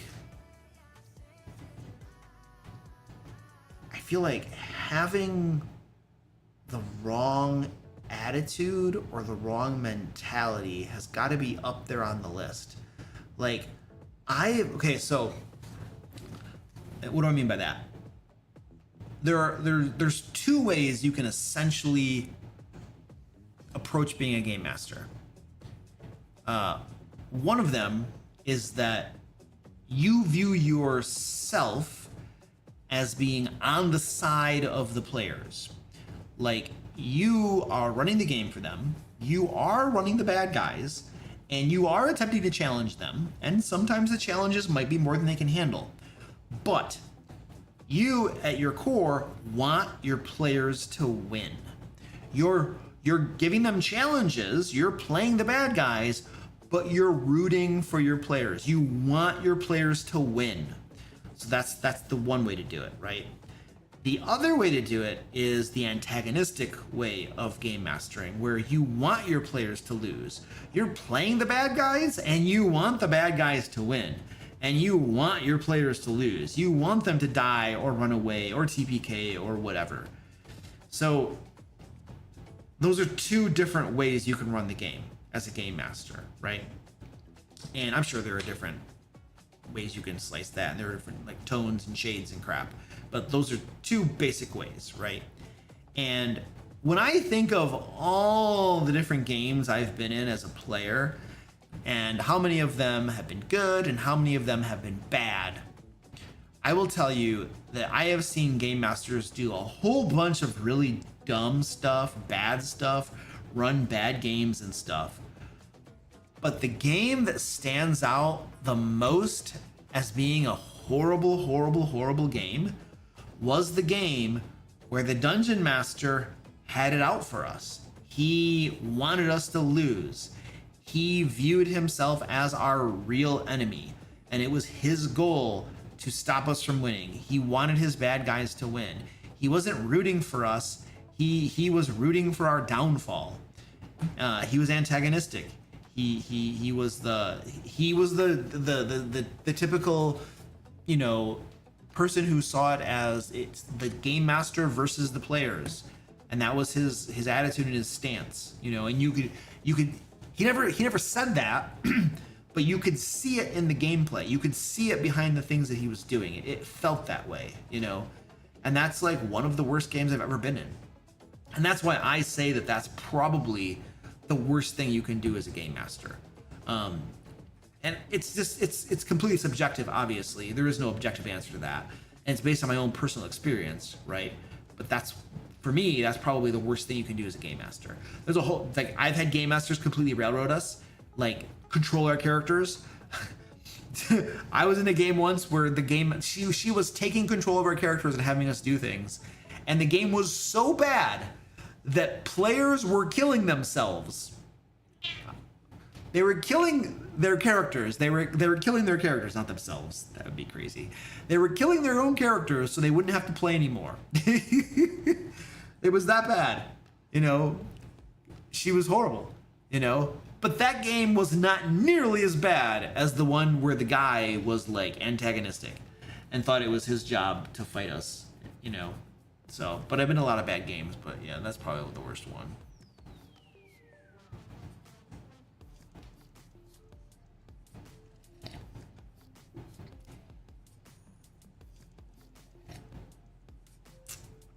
Yes, taking away player agency is high on the list too.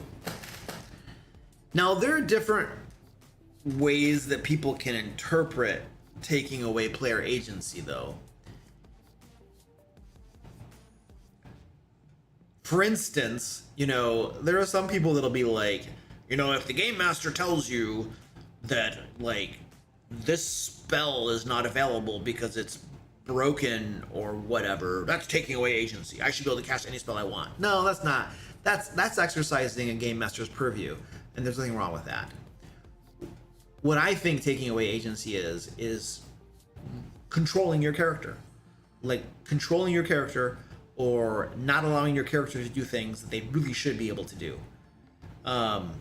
That's taking away agency. But there are a couple different things that I think it's okay to take away agency. if you know that there are certain things that players sometimes tend to do that are very disruptive and bad to the gaming environment and will cause people's feelings to be hurt or cause arguments or cause just like problems, then you're perfectly within your rights to limit those sorts of things. Like PvP, player versus player stuff, many times will cause problems at the game table. Players will get upset at each other, they'll argue with each other, they'll hold grudges because that thief keeps on stealing the gold and the gems. The thief sneaks ahead and they're always taking the stuff for themselves, and that's PvP, you know. And then all the other players know that player's character is doing it, and they're holding it against him, and they don't like it. And then now the one player might argue, well, that's what my character would do. I'm a thief. I sneak ahead and I steal stuff, you know. And so, like, but I know that that's the type of thing that can cause problems, and so I don't allow that crap, right? It's like, no, that's not how we do things. There's a group loot, everybody gets an equal divvy. Yeah, but I'm a thief. I don't care. I'm not playing this game. You know, we're not playing the game where you steal from everybody and they all get pissed off at you, and then the whole group implodes and then nobody gets to play. So either play nice or don't play at all. So I think there are certain circumstances where limiting agency is perfectly fine and acceptable if it's done with the goal of promoting better gameplay, of promoting a better gaming environment where all the players and everybody gets along better, you know. And I think it's perfectly fine.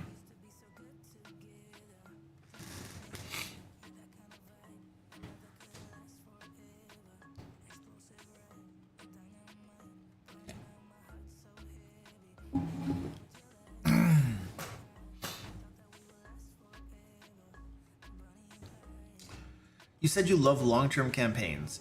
Any advice or favorite techniques to implement foreshadowing? Well, the first step that you have to take if you're going to implement foreshadowing is you have to know what's going to happen down the road just a little bit, you know? Like, you have to know that some things are going to happen, or that you're trying to take the campaign in a certain direction. So planning is your first step, because if you don't know where you're going, then it's impossible to foreshadow. And then at that point, you just drop little nuggets here and there. Like, I don't know that I can give you a very concrete or finite or actionable thing. I know when I say dropping nuggets here and there is super nebulous, and you're like, what does that mean, Luke? But that's what you're doing, you know? Like, for instance, if you know that in your campaign, the ultimate bad guy is Durn the Corruptor, and he is a horrible bad guy, you know, lives down in the down below area. Down below area. I'm very articulate right now.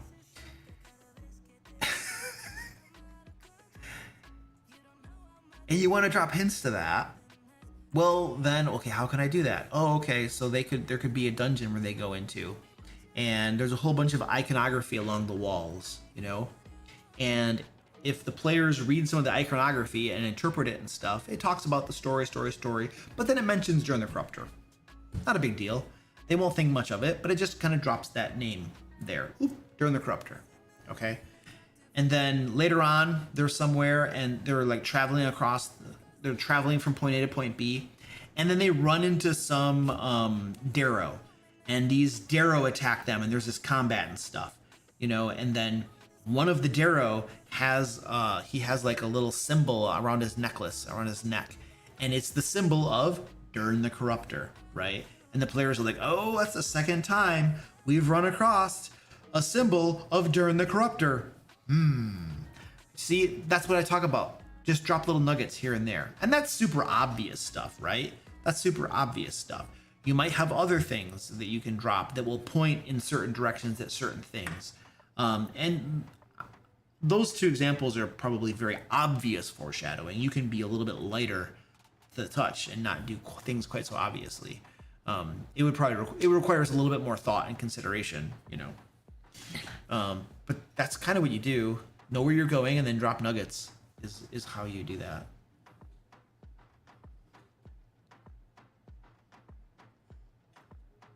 And that's the other thing. Dreams Gone brings up a good point.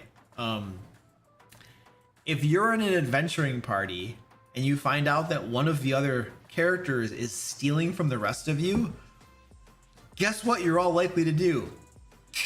Get rid of that guy and then take all the crap back. it's a yeah.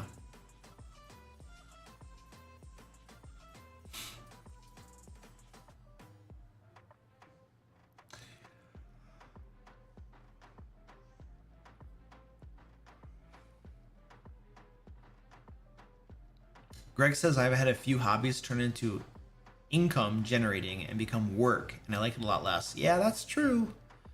That's true. And Goliath kind of echoed that a little bit. Yeah, I can feel that, dude. I can totally feel that. I think novelty is part of it. Like, if you can find ways to do things that are novel. Like, I'm having a lot of fun running Shadow Dark right now because it's a new game system to me. It's new, you know? Like, I'm bored of D&D 5th edition, and Pathfinder 2 is kind of like, it's fun, but you know. But Shadow Dark now is like totally new. It's something cool, and it's like, oh, sweet, you know, it's a shiny. So I think having novelty is important.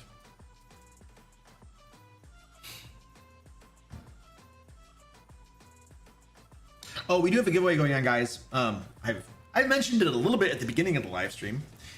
We have a giveaway going on. There should be a link in the chat somewhere where you can enter it. It looks like it just dropped down there.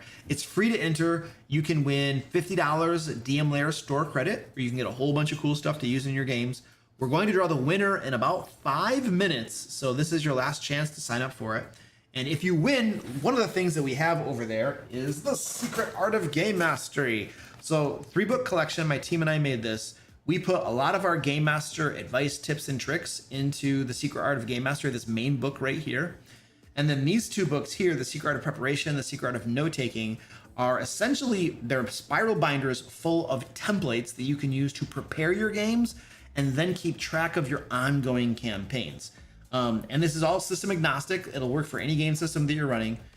So these are available. If you win the giveaway, you can get these obviously if you'd like to. And we also still have some of the special limited edition leather covers as well. There's only so many of these left. I don't remember how many offhand, but we only did 1 print run of these. There will never be another print run.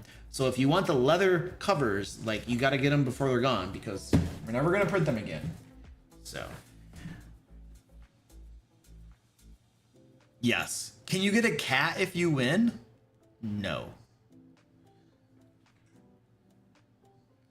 I might give you Squeaky. He's a pain in the butt. Hey Squeaky, you want to get shipped in a box somewhere? Yeah? How's that sound? Sound fun? All right. I'll just put Squeaky in a box and send them to you. It's all good. Dylan, the link is right up above. There's a link from Nightbot. It says stuff. Yeah, we don't currently have cats on the store.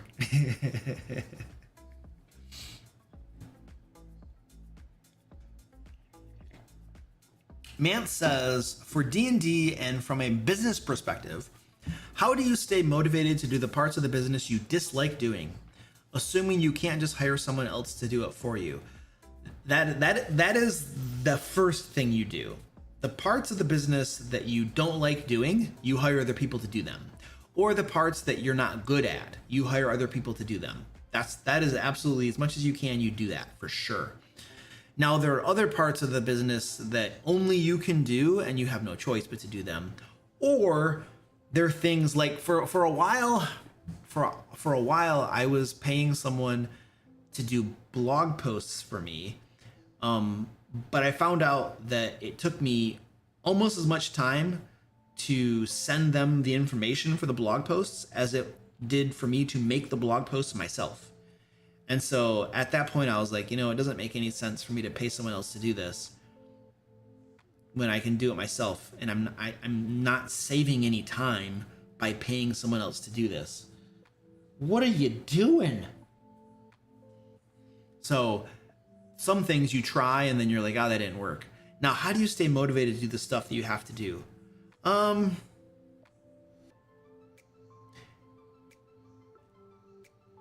I don't know. I don't care about motivation. If you, how do I put this? If you're the sort of person that will only do something if you're motivated to do it, then you're probably going to be screwed if you work for yourself. You have to do stuff when you're motivated to do it and when you're not motivated to do it. There's lots of things I have to do every single day and I have zero desire to do them. I do them anyway. And I don't think about it. If you wait to be motivated or if you try to motivate yourself, you're screwed. You have to just do it. You have to do the work. You have to just get it done. Like you wake up and you're like, I gotta make blog posts. I don't like making blog posts. It doesn't matter. You put one foot in front of the next and you just keep going until it's done. And that's for me, that's the mentality I think you gotta have. You just have to say, I don't care if I'm motivated. I'm not gonna think about motivating. Like you're just going to do it. You're going to get it done. And then there are some things you like doing too. So I think one thing that helps with the things that you don't like doing is assuming you always want to do the most. No, it's hard to say this. There's a whole bunch of work that's got to get doing. Some of it's urgent, some of it's not urgent. A lot of times the non-urgent work is the more important work, and a lot of times the urgent work is the unimportant work.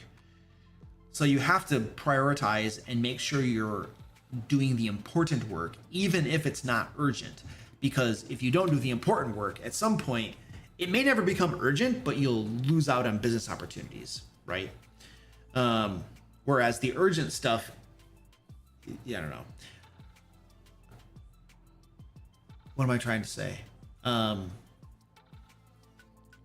lot of times though, when I'm looking at my day and all the stuff I have to do, I will look at the things that I least want to do, the things that I don't want to do.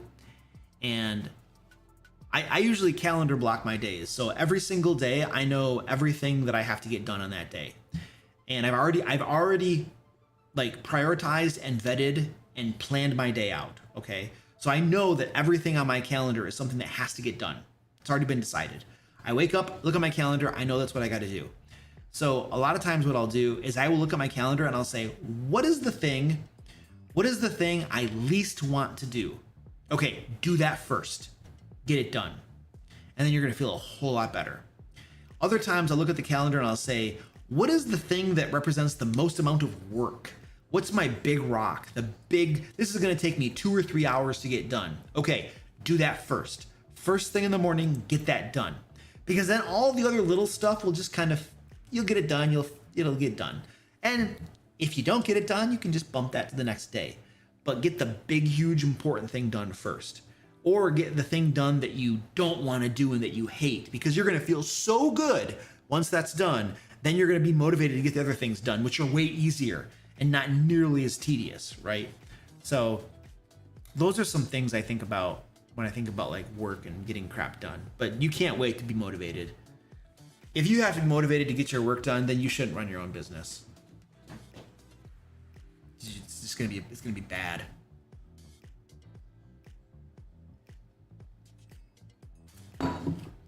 Okay. All right, there we go. So that's why everyone works out in the morning.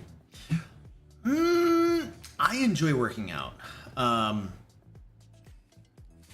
probably would work out first thing in the morning, except that my wife and I go to the gym together and she is not a morning person and she does not want to get up. So it's rough. So usually I end up structuring my day so that I do work all morning, early afternoon, and then we go to the gym later in the day. But sometimes it changes. Sometimes we go to the gym around 9 or 10. So it sometimes changes. But I think one of the reasons that I enjoy working out first thing in the morning is it wakes you up. And if you think about it, like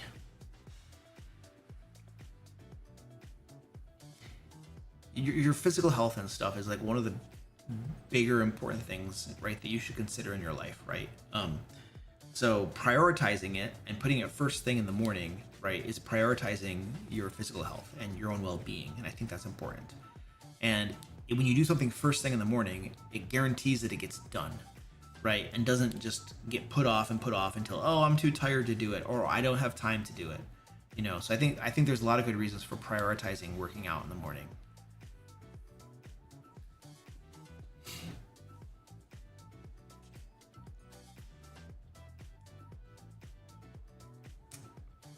I use what the heck? What are those called? Oh man, I'm drawing a blank. I'm getting tired, folks. Who makes these?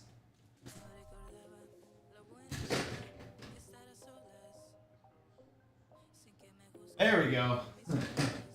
I was drawing a blank. Army Painter. I use Army Painter's paints. I use the speed paints. They're amazing. Army Painter's speed paints for the win. Holy crap. I love those paints. They're amazing. Just the best things ever. Was that the entire question? WizKids Monsters? No, I don't buy WizKids stuff. Also, do you use a wet palette or dry? Well, I technically both, but most of the time I use a dry palette. The speed paints are very wet. They're basically a wash. They're mostly a wash. They're a mix between a normal paint and a wash, but they trend way more toward a wash. And washes are very wet, so you don't want to put those in a wet palette. It'll just turn into a sloppy mess more than likely. So because I mostly use speed paints, which are basically a wash, I use a dry palette for that, and then just throw them on there and stuff. So, but if I use normal paints, then yeah, I would use a wet palette. Yes, I stepped in cat puke, and so I only have one sock on. Oh, did you all see that I only have one sock on? Oh yeah, because I have a camera right here. Oh yeah, you can see I only have one sock on. Yeah, I stepped in cat puke during the stream, and I had to take one of my socks off. I'm like, I'm poor. I only got one sock, and I have one foot that's cold.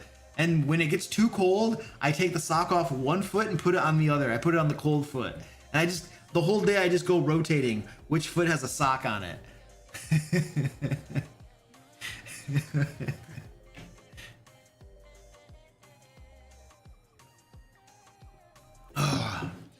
Okay, let's draw the winner to our giveaway. Here we go.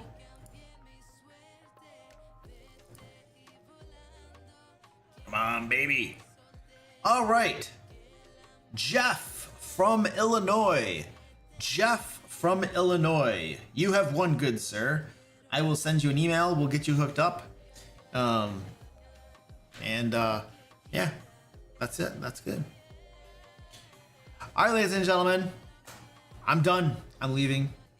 Squeaky and I are going home. We're going to bed. I'm going to go sleep.